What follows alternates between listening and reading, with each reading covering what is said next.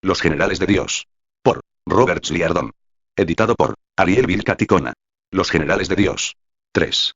William y Catherine Booth 1829, 1890, 1829, 1912.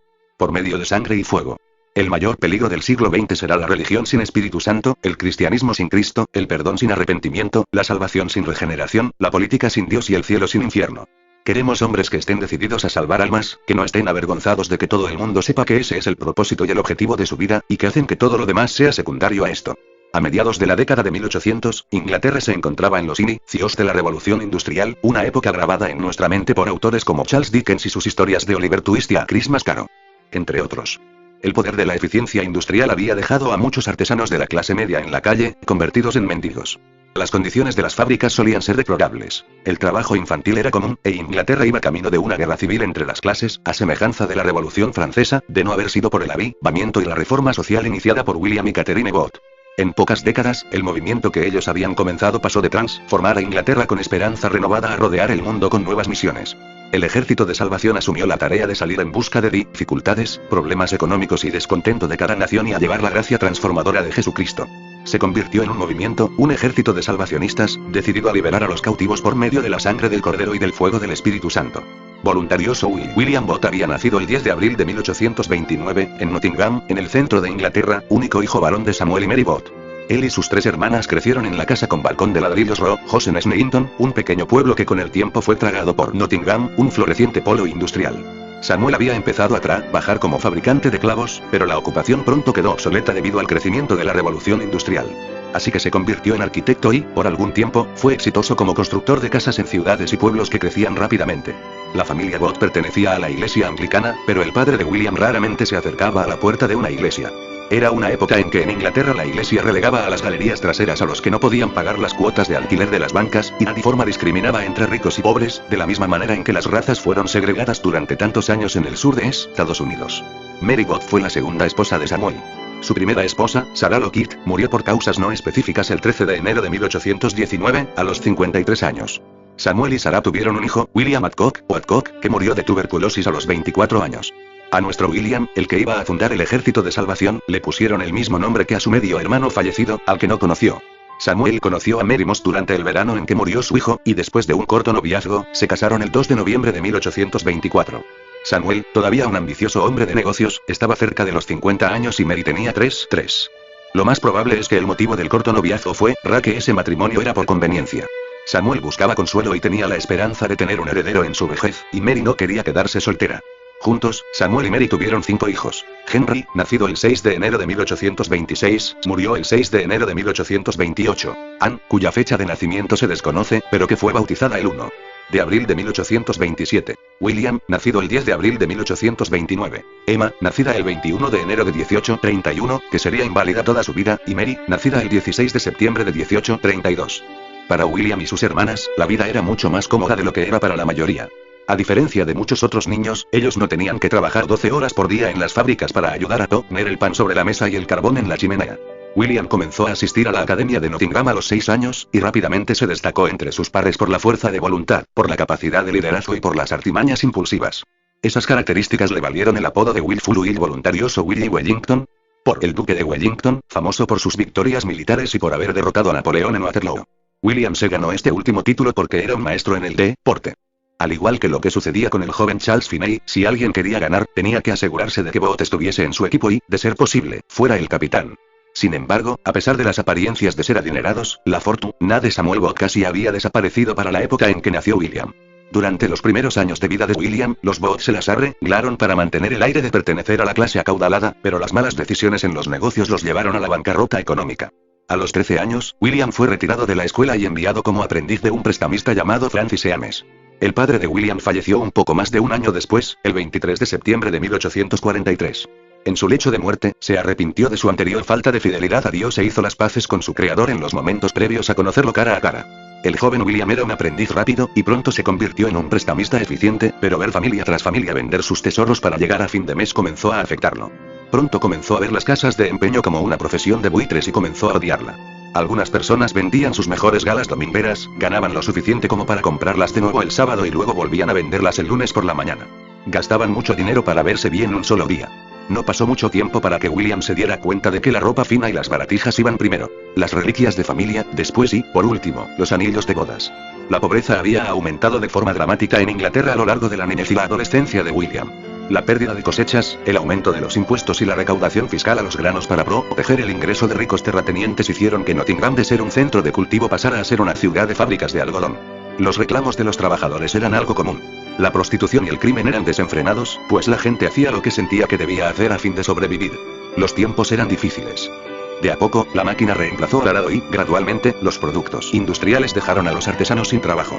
La industria no tenía regulaciones para proteger a los trabajadores, ni mostraba ninguna conciencia, por lo que erosionaba a la clase media. Hacía del hombre otro operario en la línea de producción, e igualaba en esto tanto a los que tenían educación como a los que no la tenían.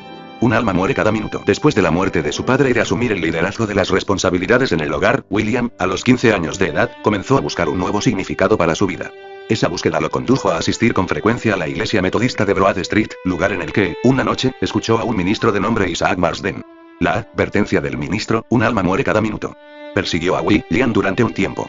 Marsden le había hablado en voz muy alta a una congregación anonadada, y las palabras penetraron profundamente en el corazón de William. Aunque no le dio su vida a Cristo aquella noche, en los días siguientes, llegaría a sentir una gran convicción de su necesidad de arrepentimiento. A diferencia de otros generales del avivamiento mencionados en este libro, William Booth no da ninguna fecha específica de su conversión. Sin embargo, no muchos días después, se inscribió como metodista y dio su vida para salvar aquellas almas que mueren cada minuto, algo que se esforzaría por lograr durante las siguientes 6 décadas. A medida que recordaba los pecados personales, se arrepentía y, si era posible, hacía restitución. Estaba el asunto de un lápiz de plata que les había arrebatado a algunos amigos por medio de trucos. Aunque tuvo que tragarse el orgullo para enfrentarlos, lo devolvió. En los días siguientes, William tuvo la certeza de que pertenecía a Dios. Años después, describió su idea de seguridad de la siguiente manera: hermanos míos, si tienen la salvación, estén seguros de ella. No debido a que han escuchado que se predica sobre ello. No porque lo hayan leído con sus propios ojos, ni porque escucharon que otros lo leían en ese libro maravilloso, la maravillosa historia del amor de Dios por ti. No a causa de que han visto con sus ojos transformaciones de carácter efectuadas por el poder del Espíritu Santo. Cambios tan maravillosos, tan milagrosos, tan divinos como cualquiera que alguna vez haya tenido lugar en los días apostólicos o en otras épocas. Esas cosas pueden haber llevado a ello. Pero todo esto, aun con lo maravilloso que pueda ser, no tiene poder para asegurarles el destino en cuanto a la salvación. La carne y la sangre no te han revelado esto, sino Dios mismo, a través de su Espíritu. William comenzó a asistir a todo servicio y clase bíblica que pudiera en la iglesia metodista, llenándose todo lo que podía con la palabra y el fuego de Dios. Mientras que otros se juntaban en las calles para armar disturbios o para hablar sobre reformas sociales, William buscaba a Dios. Con su talento y entusiasmo, William fácilmente podría haberse convertido en un político de éxito o en un revolucionario, si Dios no lo hubiese alcanzado primero. Y debido a que Dios lo alcanzó primero, William iba a hacer algo más para reformar los males sociales de su país que cualquier otra persona en el siglo XIX. Nace una gran Catalina 3 meses antes de que naciera William, nació Catherine Mumford, el 17 de enero de 1829, en Ashbourne, Derbyshire, hija única de John y Sarah Mumford. Los Mumford también tuvieron 4 hijos, pero solo uno de ellos vivió más allá de la niñez. La madre de Catherine, Sarah, era una devota creyente desde su juventud. Ella y John se habían conocido en la iglesia metodista local. Catherine era una niña enfermiza y durante toda su vida tuvo una salud frágil. Sin embargo, dentro de ella ardía algo que volvía esa fragilidad en un asunto poco importante. Una compasión y una intensidad de sentimientos que no tenía paralelo en nadie, excepto en su futuro esposo. Catherine fue cualquier cosa menos una niña poco feliz. Las constantes enfermedades la mantenían dentro de su casa la mayor parte del tiempo, y por esa razón amaba los libros. Sin embargo, no valoraba ninguno por encima de la Biblia. Su madre valoraba tanto la verdad de Dios que no permitía que en su casa hubiese novelas ni otros libros de ficción. Los consideraba tonterías y una pérdida de tiempo. Catherine había aprendido a leer a los 3 años y solía pararse sobre un banco para leer en voz alta la Biblia familiar mientras su madre hacía las tareas de la casa y la escucha. Para cuando tenía 12 años, había leído en voz alta la Biblia completa 8 veces, de principio a fin. La debilidad de la salud de Catherine nunca limitó la pasión en su corazón. En 1834, el padre de Catherine trasladó a la familia de regreso a su Boston natal, en Lincolnshire, Inglaterra. Catherine tenía 5 años, aproximadamente, en esa época, y pasó la mayor parte de su niñez en esa ciudad. La familia esperaba que el aire de mar fuera beneficioso para la salud de los niños. Catherine no era una niña indiferente. Una vez más, la fragilidad de su salud no oscureció la pasión en su corazón, mucho menos, su índole, rancia ante cualquier tipo de acto de crueldad. Siempre defendía al desafortunado y al débil. Una vez, mientras iba en una carreta, vio a un niño que golpeaba a un burro con un martillo. Enfurecida, se bajó rápidamente, tomó al muchacho desprevenido, le confiscó el martillo y lo envió a su casa con las orejas ardiendo por sus reproches. Luego de esto, se desmayó y tuvo que ser llevada a su domicilio. En otra ocasión, cuando Catherine tenía 9 años, estaba jugando a Ra cuando vio que una multitud avanzaba en su dirección. Un agente de policía venía por la calle llevando a un ebrio medio a las rastras, y la multitud se había reunido para mofarse y burlarse de él. Frente a esa crueldad, Catherine le tuvo inmediata compasión. Aunque su hogar era un puesto de avanzada de la sociedad de la templanza, el corazón de Catherine no podía condenar al hombre. Le era imposible tolerar que se tratara así a una persona tan perturbada. De modo que pasó por entre medio de la multitud y fue directo hacia el hombre. Todo el mundo fue tomado de sorpresa por la audacia de una criatura tan pequeña, y se quedaron atónitos. Catherine se puso frente al hombre, olió la fetidez de su aliento y buscó algún atisbo de humanidad en su mirada perdida. Luego, tomándolo de la mano, se volvió y comenzó a caminar con él en la misma dirección en la que había venido la multitud. Los pasos del hombre se volvieron más firmes y el policía ya no lo arrastraba, sino que caminaba junto con él, sosteniéndolo por el brazo. Así, Catherine y el policía llevaron al hombre a la cárcel, y la multitud perdió interés en seguir mofándose de él. La escena recordaba el relato bíblico de los acusadores de la mujer atrapada en adulterio, que perdieron interés cuando Jesús los enfrentó. Véase Juan 8, 2, 11. Cuando Catherine escuchó lo de la difícil situación de los pobres en otros países, dejó de usar azúcar y otros lujos. El dinero que se ahorraba lo enviaba a las sociedades misioneras. A los 12 años, consideraron que Catherine estaba lo suficientemente fuerte como para asistir a la escuela y lo hizo con el entusiasmo de un erudito. Aún a esa temprana edad, el amor de Catherine por la verdad era tan fuerte que los maestros pronto aprendieron a tomar su versión de cualquier historia como la más objetiva y precisa. Debido a sus finas habilidades organizacionales y de liderazgo fue nombrada supervisora de la clase. Se enamoró de la historia y de la geografía casi de inmediato, y tenía un gran deseo de visitar tierras extranjeras y experimentar nuevas culturas. Que le gustaran las matemáticas le llevó más tiempo, pero una vez que las comprendió, las añadió a sus competencias. Desafortunadamente, cuando tenía 14 años le diagnosticaron una grave curvatura de la espina dorsal y tuvo que abandonar la escuela. El único remedio era permanecer en cama durante 3 meses mientras el cuerpo se sanaba por sí solo. Para la mayoría de los niños de su edad, un tratamiento de tales características hubiera resultado algo parecido a un confinamiento solitario, pero Catherine volvió a una actividad que ama, la lectura de sus apreciados libros. Aunque su cuerpo estaba inactivo, su mente no lo estaba. Se concentró en el estudio de la historia de la Iglesia y la teología, y devoró los escritos de evangelistas como John Wesley y Charles Finney, así como también los de John Newton, que escribió los versos del himno Sublime Gracia. Aunque comprendía la lógica de los argumentos de cada uno de los teólogos, le llamaba mucho la atención el hecho de que no siempre estuvieran de acuerdo. Estaba perpleja ante la pregunta de cómo determinar quién estaba en lo correcto o, más precisamente, cómo discernir la verdad así podía vivir según ella. Años después, describiría su lucha de la siguiente manera. Cuando tenía 14 años, rechacé todas las teorías sobre Dios y la religión que contradecían mis conceptos innatos de lo correcto y lo incorrecto. Me dije, no voy a creer nunca ninguna teoría que represente que un curso de acción es bueno y benévolo en Dios, que en el hombre sería despreciable y desdeñable. No puedo aceptarlo. No pude en ese entonces expresarlo con estas palabras, pero recuerdo claramente los sentimientos de mi alma. Me dije, no, todo lo que hay allí que esté relacionado con la bondad y la verdad fue puesto por Dios, y yo nunca creeré que lo que Dios ha puesto en mí contradice lo que Él ha expresado en este libro. Debe de haber un error en algún lado, y, gracias a Dios, me acerqué a las escrituras por mí misma, lo cual les recomiendo que hagan. No imaginen que las repugnantes perspectivas del carácter de Dios que han sido impuestas a la gente por supuestos teólogos podrán ser una excusa para que rechacen su palabra o su autoridad divina en el gran día del juicio. Dios les dirá, ¿no tienen la luz ustedes mismos? En otras palabras, se aferró profundamente a la verdad de 1 Juan 2, 27. En cuanto a ustedes, la unción que de él recibieron permanece en ustedes, y no necesitan que nadie les enseñe. Esa unción es auténtica, no es falsa, y les enseña todas las cosas. Permanezcan en él, tal y como él les enseñó. Sus guías serían las escrituras y la mano del Espíritu Santo sobre su corazón, cuyo trabajo fue llevarla hasta Jesús y sus enseñanzas. No pasó mucho tiempo antes de que la espalda de Catherine respondiera favorablemente al descanso sostenido y su periodo de confinamiento en cama terminara. En 1844, su familia se trasladó a Londres y Catherine volvió a la escuela. Aún tenía un apetito voraz por el conocimiento y el estudio, pero en los años siguientes iba a enfrentar una de las mayores preguntas de su vida. ¿Cómo podía saber que era salva? ¿Cómo sé que soy salva? Catherine no aceptaba la idea de que sencillamente había sido salva para toda su vida, y decidió tener la certeza en su corazón de que realmente estaba convertida. Cuando regresó a la escuela, su pasión íntima por la justicia se transformaba, en ocasiones, en impaciencia e ira. Aunque nunca hizo nada grosero, al menos exteriormente, en su interior esas emociones poderosas la convencieron de que el pecado todavía controlaba su corazón. Sabía que una persona convertida no tendría ninguna semilla de corrupción dentro de ella, sino que habría nacido de nuevo espiritualmente. Aunque podía pecar erróneamente en el exterior, la raíz del pecado dentro de ella ya no estaría presente. Catherine se decidió a arrancar el pecado de su vida para poder saber que estaba muerta al pecado y viva para Dios, según la exhortación de Pablo en Romanos 6, 11. De la misma manera, también ustedes considérense muertos al pecado, pero vivos para Dios en Cristo Jesús. Para ella, solo el don de la fe la podía llevar a la verdadera conversión. Como lo recordó después, en ese tiempo, pasé por una gran controversia en mi alma. Aunque era consciente de haberme entregado completamente a Dios en mi niñez, y estaba ansiosa de servirlo y a menudo me daba cuenta del profundo gozo al orar, no tenía seguridad de que mis pecados hubieran sido perdonados y de que hubiera experimentado el cambio real de corazón sobre el que había leído y escuchado tanto. Estaba decidida a resolver la pregunta y a no tener más dudas, y a dejar el asunto resuelto definitivamente sin importar el costo. Durante 6 semanas, oré y luché con ello, pero no obtuve resultados. En verdad, mi vida pasada era aparentemente intachable. Tanto en público como en privado, había hecho uso de los medios de la gracia y hasta el límite de mi fuerza, y a menudo más allá de los límites de la discreción, mi celo me había llevado hasta ahí. Aún así, en lo que a mí concernía, me daba cuenta de la verdad de las palabras. ¿Podría mi celo sin alivio saber? ¿Podrán mis lágrimas fluir siempre? Estos no pueden expiar los pecados. Tú debes hacerlo, y solamente tú. Más aún, sabía que nada hay tan engañoso como el corazón. No hay ni remedio.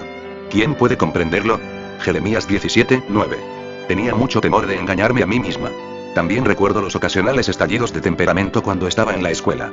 Tampoco podía recordar una ocasión o lugar en que me hubiese apoyado de forma definitiva en las promesas y hubiese clamado de inmediato el perdón de mis pecados y recibido el testimonio del Espíritu Santo de que me había convertido en hija de Dios y heredera del cielo. Me parecía poco razonable suponer que podía ser salva y ni siquiera saberlo. De ninguna manera me podía permitir a mí misma permanecer más tiempo con la duda sobre el asunto. Si en el pasado había actuado según la luz que había recibido, era evidente que ahora estaba recibiendo una nueva luz, y, a menos que fuera obediente a ella, sabía que mi alma iba a caer en condenación.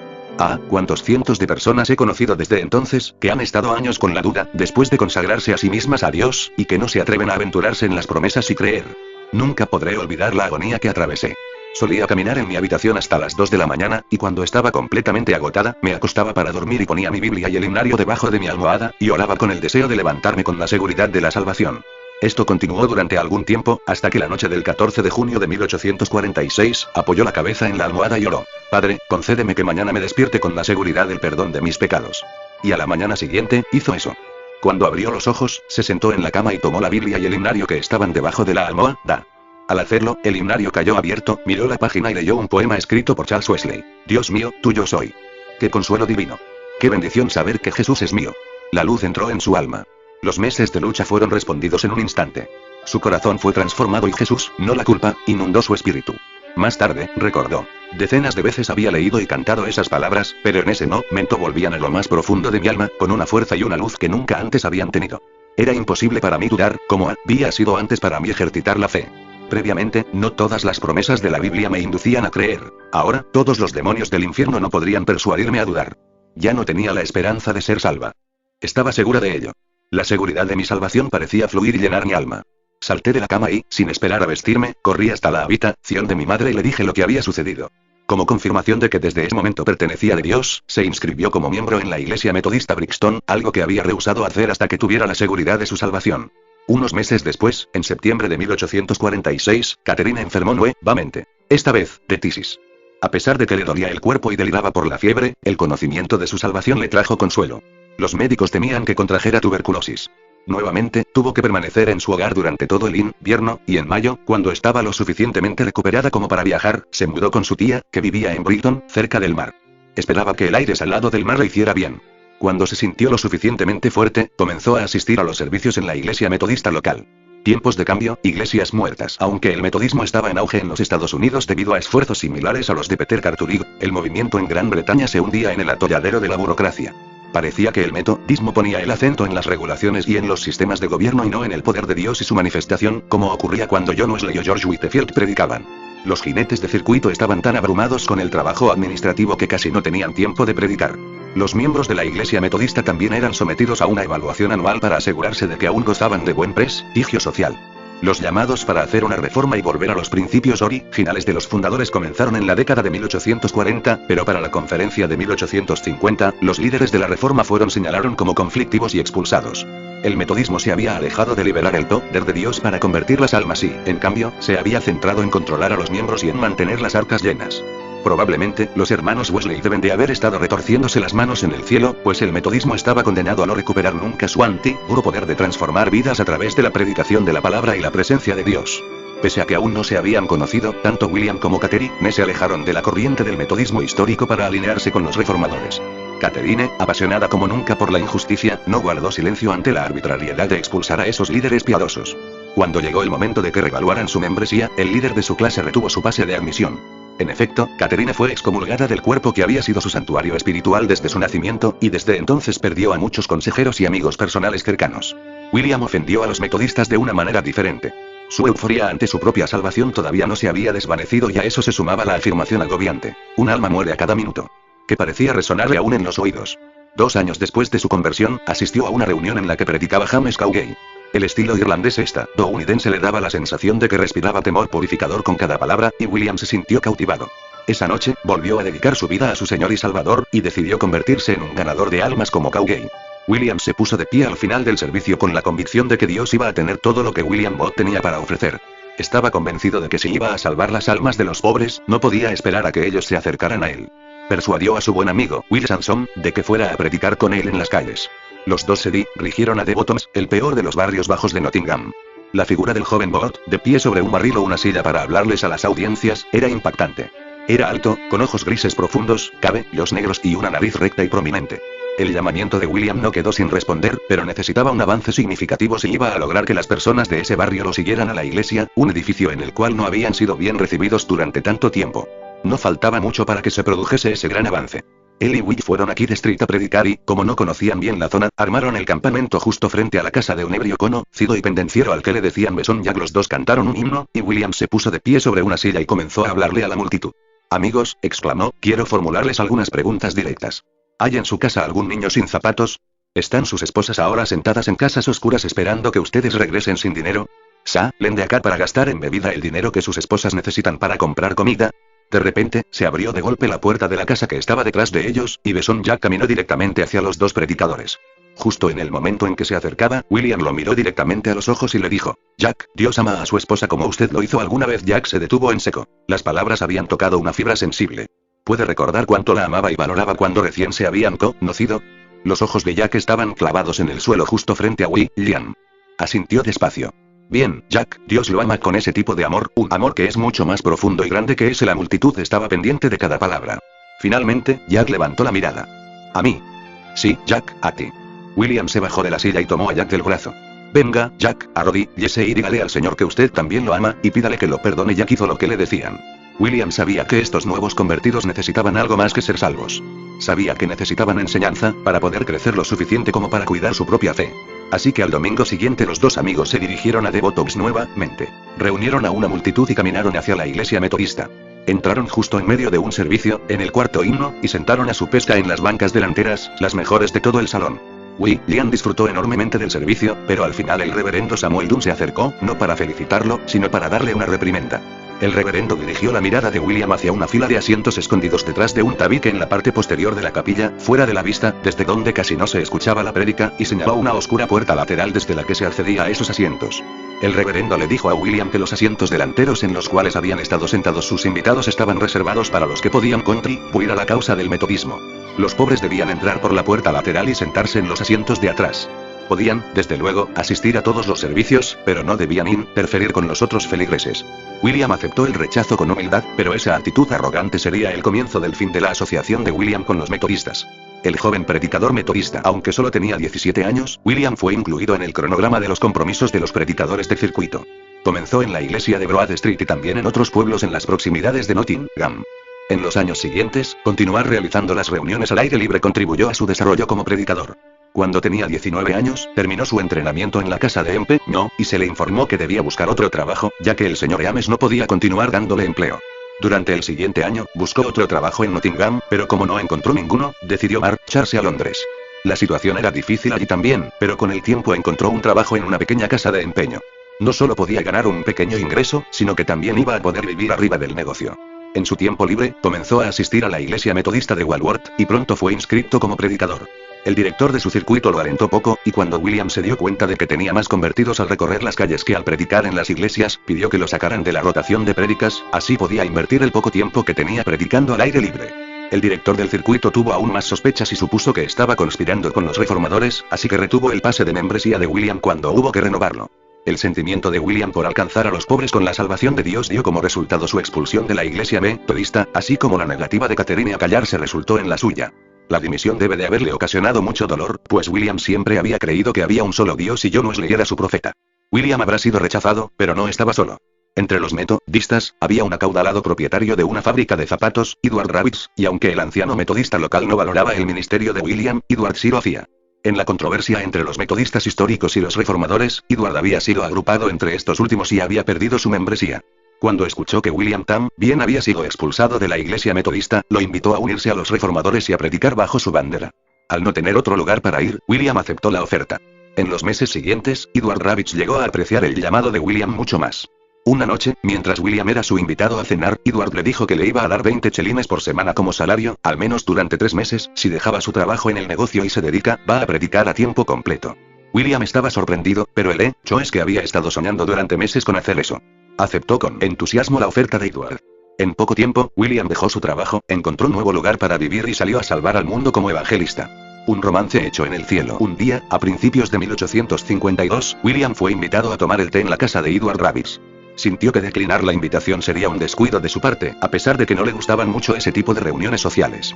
Durante la reunión, a William le presentaron a un grupo de reformadores, entre ellos, una joven mujer menuda y delicada, de cabellos oscuros y ojos alegres. De inmediato, se dio cuenta de que era la mujer que había conocido hablándole a un grupo de reformadores en la iglesia Binfield Road, en Clapham. Su nombre era Catherine Munfield. Como entretenimiento, le pidieron a William que presentara un poema dramático sobre un vendedor de bebidas alcohólicas, un tema a favor de la abstinencia. Sin embargo, no todas las personas presentes estaban de acuerdo con esa postura, y cuando llegó al final del poema, los dichos de William fueron rechazados por cierta parte del público. Pero antes de que pudiera defenderse a sí mismo, la joven mujer se adelantó y presentó uno de los mejores argumentos a favor de la prohibición del alcohol que hubiese escuchado alguna vez. Obviamente, había mucho más detrás de esos ojos chispeantes que lo que había notado al principio. William Bott y Catherine Mumford se iban a encontrar nuevamente en el servicio de una iglesia algunas semanas después, el 9 de abril de 1852, un Viernes Santo, justo un día antes de que William cumpliera 23 años. En el servicio, hablaron por unos pocos minutos y luego se separaron. Catherine se sintió enferma y decidió regresar a su casa. Si William se sintió decepcionado al verla partir, su tristeza se convirtió seguramente en gozo cuando Edward le solicitó que la acompañara hasta su hogar, en Brixton.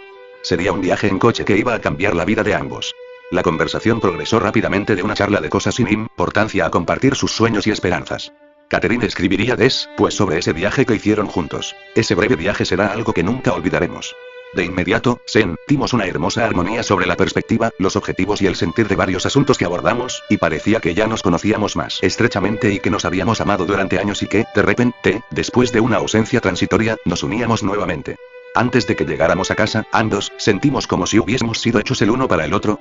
También fue notable que ambos tuviéramos una idea de lo que pediríamos del compañero al cual uniríamos nuestras vidas, si es que tal alianza iba a producirse, y allí estábamos, juntos de esa forma inesperada, emparejando esas personalidades preconcebidas, como si hubiesen sido hechas por encargo. Desde ese momento, sentimos que las corrientes de nuestras vidas debían fluir juntas. Cuanto más oraba William a Dios para que sacara la atracción que sentía por Catherine, más quería pasar el resto de su vida con ella. Cuando llegaron a la casa, Catherine invitó a William a pasar, así podían continuar la conversación. En su interior, la madre de Catherine se unió a ellos y estuvieron charlando hasta que fue demasiado tarde para que William se fuera a su casa, y demasiado tarde para llamar a un coche, y muy lejos para caminar.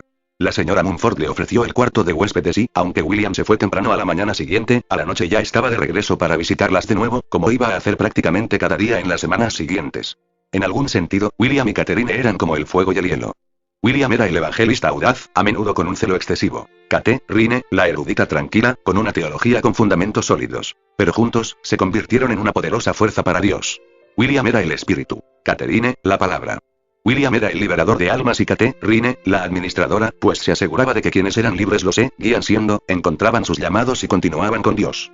William era el líder extravagante y Catherine, la administradora que organizaba las actividades diarias. William se sintió sorprendido por el sentimiento de afecto repentino cero.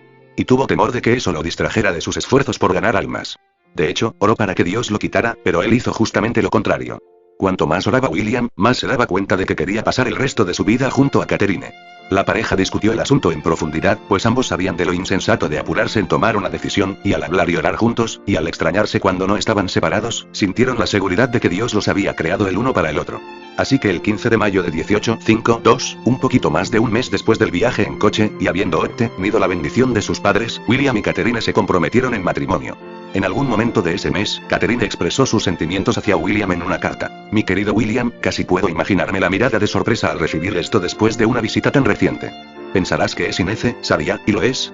La noche tiene una hermosa tranquilidad y serenidad, muy acorde con los sentimientos de mi alma. El torbellino pasó. Todo está bien. Pienso que es correcto y mi alma alaba a Dios por la satisfactoria convicción. De buena gana, mi alma responde a tu invitación de entregarme de nuevo a Él y de esforzarme por acercarme más a ti, al crecer en la semejanza de mi Señor. Cuanto más nos asimilamos a Jesús, más perfecta y celestial es nuestra unión. Sin duda, nuestros corazones son uno ahora, así que la desunión sería más amarga que la muerte. El pensamiento de caminar juntos en la vida en perfecta unión, juntos disfrutando de su luz y enfrentando las tormentas, con simpatía compartiendo cada sonrisa y cada lágrima, y con completa unanimidad realizar cada tarea trascendental es para mí una gran felicidad. Deseo la mayor felicidad terrenal. Reconocemos a Dios desde el principio. Hemos buscado su voluntad, y ahora lo amamos más por el amor que nos tenemos. Estás siempre presente en mis pensamientos. Créeme, querido William, como siempre tu amada Kate.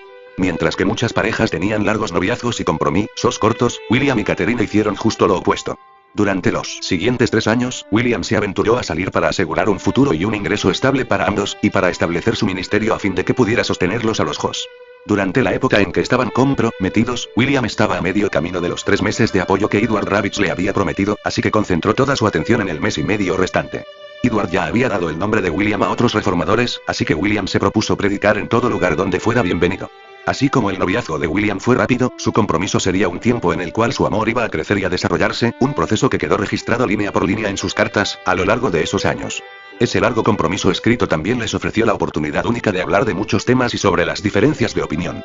Parecía más difícil para ellos debatir a través de las cartas, y trataron muchos temas que las parejas no abordan hasta varios años después de su casamiento.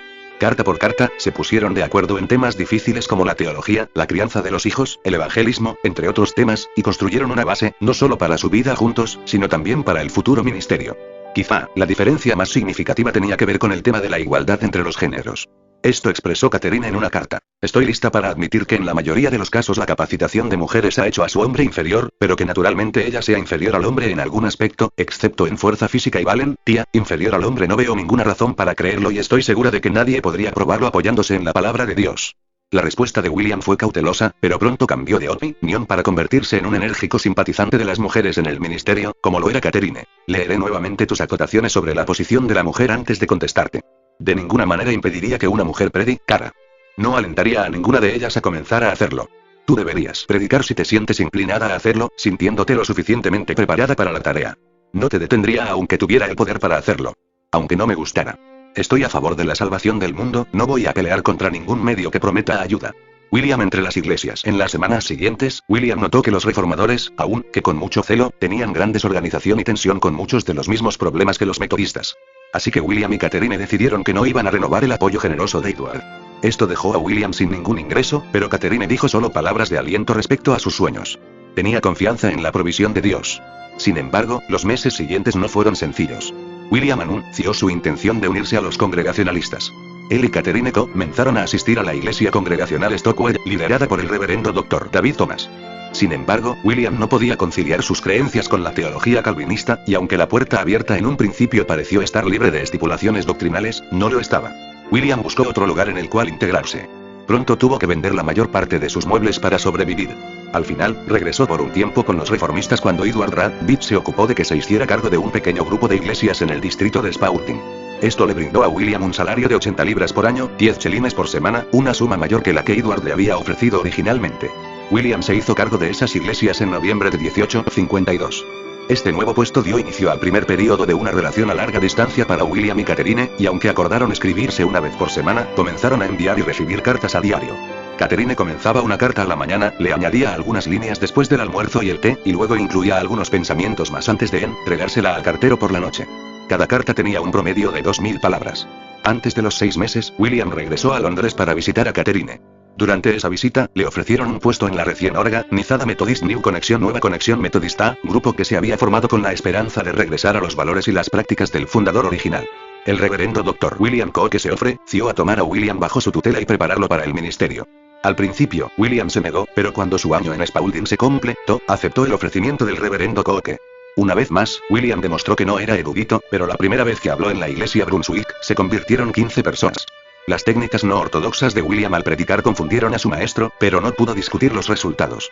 En la conferencia de New Connection de junio de 1854, Cookere signó a William superintendente de un gran circuito londinense, pero William, con 25 años de edad, sintió que todavía era demasiado joven para un puesto semejante. Tomaron una decisión de mutuo acuerdo. William fue nombrado ministro residente de una nueva iglesia en Packington Street, en Islington, otra parte de Londres, con la guía de un ministro de más edad. Sin embargo, las solicitudes para que predicara aumentaban, y pronto comenzó a viajar y a organizar campañas de avivamiento como cuando ministraba en Packington Street. En la siguiente conferencia, en 1855, William sería liberado de sus tareas en Packington Street y nombra ministro itinerante a tiempo completo para New Connection. Cuando sintió que, finalmente, había alcanzado un nivel de ingresos apropiados, él y Catherine se casaron el 16 de junio de 1855. Catherine viajó con William por primera vez durante su luna de miel, a un compromiso para predicar en las Islas Wight y Jersey. Catherine se sintió tanto sobrecargada como asombrada por el ritmo del programa de William. En el siguiente viaje de William, permaneció en su casa con la esperanza de recuperarse para poder acompañarlo otra vez. En los años siguientes, los Booth se mudaron a menudo para acomodarse mejor al cronograma de prédicas de William. Él se volvía cada vez más eficaz como evangelista. Al principio, había un puñado de conversiones en las reuniones, luego docenas y finalmente cientos de conversiones. En febrero de 1856, un mes de reuniones dejó como resultado 640 convertidos. Después, una reunión de 6 semanas que terminó en diciembre dio como resultado 740 convertidos. El 8 de marzo de ese año, los Booth tuvieron a su primer hijo. Lo llamaron William Ramoy. Problemas con la muerte religiosa. William estaba demasiado preocupado con su obra de avivamiento como para asistir a la conferencia de New Connection en 1857, y se sorprendió cuando se enteró de lo que había ocurrido allí. Su licencia como evangelista itinerante había sido revocada. Sus detractores decían que sus reuniones eran demasiado caóticas, su manera de hablar, muy poco ortodoxa, y que salvaba a demasiada gente, por lo que los pastores locales no podían controlar la horda de nuevos creyentes. Esto expresó un ministro. Él toma la crema y deja la leche descremada a los demás. William había sido degradado por 4 votos. Para el siguiente año, se le asignó la ciudad de Brighouse, en Yorkshire, el barrio menos prometedor. Sin embargo, Brighouse demostró que podía tener algunas ventajas para los Booth, y fue también un buen campo de entrenamiento para el ministerio futuro. Por primera vez, establecieron un hogar, y no solo podían llevar a la gente a la salvación, sino que también podían contribuir a afianzar a esos creyentes en su nueva fe. Después del nacimiento de su segundo hijo, Ballington, el 28 de julio de 1857, William instó a Catherine a que comenzara a dar clases de Biblia en la iglesia. Se convirtió en líder entre los miembros femeninos de la iglesia. En la siguiente conferencia, en mayo de 1858, le negaron nuevamente el derecho a regresar al trabajo de campo y, en cambio, le pidieron que trabajara un año más en un circuito. Estuvo de acuerdo. Después de haber estado durante 4 años con New Connection, había terminado su periodo de prueba, y fue ordenado ministro de la denominación. William y Catherine se trasladaron a Gateshead, donde Catherine tuvo una experiencia interesante que daría forma a gran parte del trabajo que desarrollarían con el Ejército de Salvación. Un domingo, camino a la iglesia, transitaba por una estrecha calle densamente poblada, mientras anticipaba el gozo que tendría en la reunión y la esperanza de ver que algunos más habían sido llevados al reino. Cuando miré las filas de ventanas gruesas y pequeñas encima de mí, en las que varias mujeres estaban sentadas, mirando a los que pasan por la calle o contándose chismes entre ellas, un pensamiento me vino a la mente con gran poder. No harías más servicio y actuarías más como tu redentor, si fueras a algunas de esas casas, les hablaras a esas pecadoras y las invitaras a la reunión, en vez de ir a disfrutar tú solamente. Estaba sorprendida. Era un pensamiento nuevo, y mientras lo evaluaba, el mismo interrogador inaudible preguntó: ¿qué esfuerzos hacen los cristianos para responder al mandato de ve por los caminos y las veredas, y oblígalos a entrar para que se llene mi casa? Esto fue acompañado por una luz y una unción que sé que eran divinas. Me sentí muy inquieta. Me sentí muy culpable. Sabía que nunca había trabajado de esa manera para llevar a los pecadores perdidos a Cristo, y temblando, con una sensación de absoluta debilidad, me quedé quieta por un momento, miré al cielo y dije: Señor, si tú me ayudas, lo intentaré, y sin detenerme para discutirlo con hombres, regresé y comencé mi trabajo. Le hablé primero a un grupo de mujeres que estaban sentadas en un umbral, y lo que me costó ese esfuerzo no se puede describir con palabras. Pero el Espíritu me ayudó en mi debilidad, y me dio una audiencia paciente y respetuosa. Algunas de las mujeres se comprometieron a asistir a la casa de Dios. Eso me animó mucho. Empecé a conocer la alegría que se encuentra oculta bajo la cruz, y a darme cuenta, de alguna manera, de que es más bienaventurado dar que recibir. Me encaminé hacia el siguiente grupo, que se encontraba de pie a la entrada de un patio sucio. Nuevamente, fui recibida con amabilidad y me hicieron promesas. No hubo ni un rechazo grosero ni burlas encarnizadas que sacudieran mi recién encontrada confianza o enfriaran mi débil celo. Comencé a darme cuenta de que los pies de mi Señor estaban detrás, o, mejor dicho, antes de mí, emparejando y preparando el camino. Esa bendita seguridad aumentó mi valentía y encendió mi esperanza, de modo que me arriesgué a golpear la puerta de la casa de al lado y, cuando se abrió, entré a los que allí se encontraban les hablé de Jesús, de la muerte, del juicio y de la eternidad. El hombre, que parecía ser de la mejor clase de mecánicos, se mostró interesado y conmovido por mis palabras, y prometió que iría con su esposa a los servicios de avivamiento que se realizaban en la iglesia. Con el corazón agradecido y los ojos llenos de lágrimas, pensé a dónde debería dirigirme después, cuando vi a una mujer de pie en el peldaño de una puerta vecina, con una jarra en la mano. Mi maestro divino me dijo: habla con aquella mujer. Satanás sugirió: quizás esté borracha, pero después de una breve lucha, me presenté. ¿Vive usted en este piso?, pregunté, al notar que la parte de abajo de la casa estaba cerrada. Sí, dijo ella, se fueron a la iglesia. Me pareció percibir cierta tristeza en su voz y forma de hablar. Me alegra escuchar eso, le respondí. ¿Y cómo es que usted no ha ido a ningún lugar para alabar? Yo no puedo ir a la iglesia. Me mantiene en casa un esposo alcohólico, contestó, con apariencia triste. Tengo que quedarme con él para evitar que vaya a la taberna y recién regreso de haber ido a buscarle algo para beber. Le expresé mi pesar y le pregunté si podía entrar a ver al esposo. No, está borracho. No hay nada que usted pueda hacer con él ahora, me respondió. No me importa si ha bebido. Si usted me permite entrar, no tengo miedo. No va a lastimarme, repliqué. Bueno, puede entrar si quiere, pero solo la maltratará, respondió la mujer. No se preocupe. Y la seguí escaleras arriba. En ese momento, me sentía fuerte en el Señor y en el poder de su fuerza, segura como un bebé en los brazos de su madre. Me di cuenta de que transitaba el camino de la obediencia y no temí mal alguno. La mujer me condujo a una habitación pequeña en el primer piso, y allí encontré a un hombre refinado e inteligente de unos 40 años, sentado en una silla, con una jarra a su lado, de la que había estado bebiendo. Me apoyé en mi guía celestial para obtener fortaleza, sabiduría, amor y poder, y él me dio todo lo que necesitaba. Silenció al demonio y avivó las percepciones del hombre para que recibiera mis palabras. Al comenzar a hablarle, mi corazón se llenó de compasión. De a poco, se enderezó en la silla y escuchó con una mirada entre sorprendida y medio vacía. Le hablé de lo deplorable de su situación actual, de la insensatez y maldad de su camino, del interés de su esposa e hijos, hasta que finalmente salió del estupor en que lo había encontrado. Le leí la parábola del hijo pródigo mientras las lágrimas le caían por las mejillas. Después oré con él, según el espíritu me dijera que hablase, y lo dejé con la promesa de volver al otro día con un libro de peticiones, que estuvo de acuerdo en firmar. Sentí que mi trabajo había terminado. Agotada físicamente, pero con el alma feliz, emprendí mi camino al santuario justo a tiempo para la finalización del servicio y para dar una mano en la reunión de oración. Al día siguiente, volví a visitarlo. Firmó el compromiso y escuchó con atención todo lo que le dije. Lo dejé lleno de esperanza para encontrar a otro que estuviera perdido y caído. En aquel tiempo, comencé un trayecto sistemático de visitación de casa en casa, al cual le dedicaba 2 noches por semana. El señor Ben dijo de tal manera mis esfuerzos que en pocas semanas logré que 10 alcohólicos dejaran sus hábitos destructivos y se reunieran conmigo una vez por semana para leer las escrituras y orar. El 18 de septiembre de 1858, nació el tercer hijo de los Boyd, una niña, la pequeña Catherine. Rápidamente, fue apodada Kate. Ese año, vieron que la congregación de Gatesead pasaba de tener 39 miembros a tener 300, y la iglesia fue apodada por la comunidad local de conversión, debido al impacto que estaba teniendo. Cuando al año siguiente llegó el momento de la reasignación, la promesa del año anterior de regresar a la obra de avivamiento ni siquiera había sido anotada en las minutas. William fue asignado de nuevo a Gatesead para que consolidara la obra que había estado haciendo allí como superintendente de distrito. Sin embargo, William no estaba hecho para que lo encasillaran. Si iba a continuar ejerciendo el liderazgo en Gatesead, entonces estaría a cargo de su propia obra de avivamiento en la zona. Comenzó una serie de reuniones de avivamiento y un llamado para un día de oración y ayuno. Después, patrocinó una campaña de 10 semanas de oración intercesora, en la que escribió los nombres de los pecadores con peor reputación en la zona en pedazos de papel que distribuyó aleatoriamente entre los participantes en la campaña. Celebraban reuniones de avivamiento a diario y recorrían los barrios de puerta en puerta para repartir volantes e invitar personalmente a la gente a asistir. Durante el tiempo que pasó acostada sobre su espalda en la adolescencia, Catherine llegó a conocer en profundidad los escritos de Charles Finney. Lectures on Reviva. Sermones sobre avivamiento, y ella y su esposo comenzaron a usar los principios de Finney en su campaña. William también restableció las reuniones al aire libre que había comenzado en su adolescencia. La gente se reunía en un lugar público a cantar. Él hablaba brevemente y luego formaban una procesión y caminaban hasta la iglesia, invitando a todos los transeúntes interesados a que los acompañaran. Casi todos los que habían sido objeto de la oración de intercesión asistieron al menos a una de las reuniones y se convirtieron. Fue una época maravillosa. No obstante, con su fragilidad, Catherine se enfermó nuevamente, así que el trabajo disminuyó hasta que pudo recuperarse.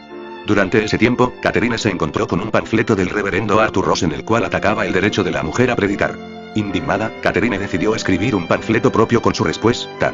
Lo terminó justo antes del nacimiento de su cuarto hijo, la niña Emma Mosbot, que nació el 8 de enero de 1860. Mi querida esposa desea hablar. Ese momento, si bien Catherine era una firme defensora de que las mujeres enseñaran y predicaran en el púlpito, se había negado a hacerlo ella misma. William siempre la había alentado, pero ella estaba feliz de permanecer en un segundo plano, escondida detrás de su timidez. Entonces, el domingo 27 de mayo de 1860, hubo que trasladar una inmensa reunión al aire libre debido a las inclemencias del tiempo, así que unas 1000 personas se reunieron en la iglesia para escuchar a William predicar. Cuando Catherine se sentó en la audiencia con el joven Bramwell, el Espíritu Santo habló a su corazón. Ahora, si fueras y testificaras, sabes que te bendeciría tanto a ti como a las personas que están aquí. Sí, señor, respondió ella. Creo que lo harías, pero no puedo. Se le ocurrió otra idea, pero de inmediato reconoció la fuente malvada. Además, no estás preparada para hablar. Parecerás una boba y no tendrás nada que decir. Catherine se enojó por esta burla. Ah. ¿Con qué se trata de eso? Hasta ahora, nunca he querido hacer el ridículo por Cristo. Pero ahora lo haré. Catherine saltó del asiento y subió al escenario en el momento en que su esposo estaba a punto de concluir el mensaje. William atravesó el escenario para ayudarla, pues pensaba que había algún problema. Catherine solo le dijo, quiero decirle unas palabras. Tomó a William de sorpresa, pero interiormente, él se sintió complacido. Volviéndose hacia la congregación, afirmó, mi querida esposa desea hablar, y le entregó el escenario. Se sentó, interesado por escuchar lo que ella tenía para decir. Catherine se recompuso y se dirigió al público diciendo, me atrevo a decir que muchos de ustedes me consideran una mujer muy devota, alguien que ha estado viviendo con fidelidad a Dios, pero me he dado cuenta de que he estado viviendo en desobediencia, y en esa medida he traído oscuridad y debilidad a mi alma. Pero le hice una promesa al Señor hace 3 o 4 meses, y no me atrevo a desobedecer. He venido a decirles esto y a prometerle al Señor que seré obediente a la visión celestial. Con gran humildad, confesó su pecado de desobediencia a las indicaciones de Dios para ella de que hablara en público, e instó a todos a obedecer lo que él le indicara a cada uno en su corazón. Cuando terminó, William obtuvo su consentimiento y anunció, esta noche, mi esposa será la predicadora. 30 minutos después, en el hogar de los Booth, Ballington y Kate Booth, que eran demasiado pequeños para asistir al servicio, corrían a la criada alrededor de la mesa de la cocina gritando alegres. La señora habló. La señora habló. El significado de este avance pareció algo evidente para cada miembro de la familia. Esa noche, la iglesia estaba repleta. Catherine basó su sermón en Efesios 5:18. Sean llenos del Espíritu. Su fama se extendió rápidamente y, en cuestión de meses, se produjo más demanda para oírla hablar a ella que a su marido. Volar con alas propias. En la nueva conferencia de New Connection de 1861, William sintió que, finalmente, tenía que apoyar lo que su corazón le decía que debía hacer. Regresar al trabajo de avivamiento a tiempo completo. Sin embargo, la conexión no era de la misma opinión, así que después de varias semanas de cuidadosa evaluación y oración, y a pesar del hecho de que carecía de un ingreso alternativo, William entregó su renuncia a New Connection. Fue una decisión difícil para el padre de 4 niños sin un ingreso a la vista para mantenerlos. También cortaría para siempre la conexión de los Booth con cualquier cosa relacionado con el metodismo. Como ya no tenían hogar, la familia llevó a los niños y todas sus pertenencias a la casa de los padres de Catherine, en Brixton. Cuando un ministro de Cornwall, que se había convertido en una de las reuniones de William, le pidió que liderara un avivamiento, él y Catherine aceptaron, pero sabían que el ministro no tenía dinero para ofrecerles. Planificaron quedarse en Cornwall 6 semanas. Pero Dios tenía un plan diferente. Después de 18 meses y varios miles de convertidos, los Booth aún seguían en Cornwall. Era sabido que los pescadores remaban varios kilómetros a través de mares tempestuosos solo para asistir a sus reuniones. Ya no hay actividad en los negocios, notó una persona local. Las zapaterías y sus clientes están muy ocupados en las reuniones de los Booth. Debido al crecimiento de su ministerio y a que no tenían plazo de finalización a la vista, los Booth hicieron arreglos para que los niños se les unieran en Cornwall. Y fue allí donde nació el 5º hijo del matrimonio, Herbert Howard, el 26 de agosto de 1862. A principios de 1863, los Booth fueron invitados a predicar en Cardiff, Gales, pero tuvieron dificultades para encontrar un auditorio lo suficientemente grande para la multitud que ellos reunían. La mayoría de las iglesias les cerraban las puertas como si fueran forajidos, pero Catherine se las arregló para encontrar una carpa de circo para alquilar, y las reuniones se hicieron según lo planeado. Sería la primera vez que utilizarían instalaciones seculares, pero lejos estaba de ser la última. Durante los 2 años siguientes, los Booth siguieron viajando y ministrando por todo el país. Después del nacimiento de su 6º hijo, una niña llamada Marian, el 4 de mayo de 1864, Catherine comenzó sus propios servicios de avivamiento, los cuales fueron muy exitosos. La novedad de la mujer predicadora atraía a multitudes considerables, y comenzó a recibir solicitudes para ministrar en algunas de las iglesias más tradicionales que le habían cerrado las puertas a William. Sin embargo, pasar tiempos separados era difícil para la pareja, y en 1865 se mudaron a Londres y establecieron el hogar en Hammersmith. Como William tenía acceso solo a las iglesias más pequeñas, sobrevivieron durante un tiempo principalmente con el dinero que se ganaba con la actividad de Catherine. El Londres al que regresaron no era el mismo que habían dejado. Estaba mucho más oscuro y lleno de hollín que antes. La compasión de William por los pobres se apoderó de su corazón. La visión de un rostro sin vida le hizo evocar la casa de empeño, el canje de las reliquias familiares que compraban alimentos por valor de un par de semanas más para otra familia sin ingresos. Un escritor describió el este de Londres así: un laberinto sucio, con 500.000 de personas. Cada 5 casas hay una taberna, y la mayoría tienen escalones especiales para ayudar aún a los niños más pequeños a alcanzar el mostrador. Al regresar de una reunión una noche, temprano, en julio de ese año, William se encontró con un grupo de gente reunida en la calle, fuera de la taberna Blindvegar. Un hombre estaba ministrando allí. Cuando terminó, preguntó si alguien del grupo quería compartir un testimonio o un versículo de las Escrituras. A William no hacía falta preguntarle 2 veces. En pocos minutos, su prédica había cautivado a los allí reunidos, y William se sintió otra vez como un adolescente, de pie sobre una silla, ministrando frente a la casa de Beson Jack. Los organizadores de la reunión, el Comité de Servicios Especiales del Este de Londres, estaban tan impresionados con el manejo que William tenía sobre la audiencia que a los pocos días le ofrecieron un puesto temporal como presidente de la obra. Aunque al principio dudó, William estuvo de acuerdo, y el 2 de julio de 1865 comenzó una serie de reuniones en una tienda de campaña en ruinas, situada en las proximidades de los barrios bajos de Whitechapel Road. Las reuniones se extendieron por un plazo de 6 semanas. Aunque William llevó muchos corazones al Señor, pronto se dio cuenta de que había dejado su propio corazón en el este de Londres. No tenía un ingreso fijo, pero al ver a las multitudes desempleadas dando vueltas alrededor de la taberna Blindvegar supo que allí nunca estaría sin trabajo. Esas personas serían su obra. Necesitaban salvación, no solo de la depravación espiritual, sino de la física. Aunque no tenía idea de cómo iba a pagar por ello, escribió la siguiente declaración de la misión y la solicitud de fondos. No tenemos planes definitivos. Seremos guiados por el Espíritu Santo. En la actualidad, deseamos ser capaces de mantener servicios consecutivos con el propósito de llevar almas a Cristo en diferentes localidades del este de Londres, todas las noches, durante todo el año. Proponemos la celebración de estas reuniones en salones, teatros, capillas, tiendas de campaña, al aire libre y en otros lugares que puedan surgir o que parezcan apropiados para alcanzar el fin que tenemos en mente. Nuestro propósito es cuidar y visitar personalmente a los que se entregaron a Cristo, ya sea guiándolos a tener comunión con las iglesias adyacentes, o nosotros mismos cuidándolos y capacitándolos para el trabajo activo. A fin de llevar a cabo esta obra, proponemos establecer una asociación de avivamiento cristiano. También necesitamos algunos edificios en los cuales tener nuestras reuniones más privadas y en las que podamos predicar el Evangelio cuando no estemos ocupados en una obra especial en otro lugar. A la semana siguiente, un fabricante adinerado le envió a William el primer cheque por 100 libras para apoyar esa obra. A eso le siguieron más donaciones. Como siempre, Dios fue fiel. Este fue el comienzo de la obra que luego se convertiría en el Ejército de Salvación, que al principio fue conocido como Misión Cristiana del Este de Londres. La Misión Cristiana del Este de Londres. Durante los años que siguieron, la obra de los Booth siempre cambiaba. A lo largo del primer año, la mayoría de las personas que habían comenzado la obra con ellos se habían marchado por una razón o por otra, pero generalmente debido a que no les gustaba el estilo de predicar de William, su postura inflexible sobre algún tema, el caos que caracterizaba a sus reuniones o las pobres condiciones del entorno de trabajo. Ya que los Booth no tenían un edificio permanente, alquilaban instalaciones de todo tipo para sus reuniones, desde salones de baile hasta caballerizas. Incluso, una vez, realizaron una reunión en la parte posterior de un comercio. A menudo, algunos de estos lugares incómodos y algunas personas se iban debido a los constantes olores a alcohol y tabaco. Hacia el verano de 1866, William reunió a un grupo de 60 personas fieles que lo ayudarían a continuar la obra de la misión. A pesar de lo leal que era William con respecto a su doctrina, era todo lo opuesto cuando se trataba de los métodos. Dado el objetivo de salvar al perdido, había pocas cosas que no estuviera dispuesto a tratar. En una de las reuniones en que la multitud parecía tener poco interés en su prédica, decidió cederle la palabra a un vendedor gitano recientemente convertido. Tan pronto como el hombre comenzó a dar su testimonio, la multitud comenzó a escuchar atentamente cada palabra. Desde aquel día, los recién convertidos daban testimonio en casi todas las reuniones. William también comenzó a delegar responsabilidades a los nuevos convertidos en cada reunión. Se dio cuenta de que su entusiasmo era contagioso, y cuando comenzaban a servir en las reuniones, los posibles convertidos se tornaban aún más receptivos al mensaje del Evangelio. En el ejército, se convirtió en refrán que William predicaba algunos de sus mejores sermones por medio de los labios de otros hombres. Nunca monopolizaba las reuniones. Hacía que otros lo ayudaran. Eran tanto de ellos como suyas. Esto ayudó a hacerlas atractivas e ineficaces por igual.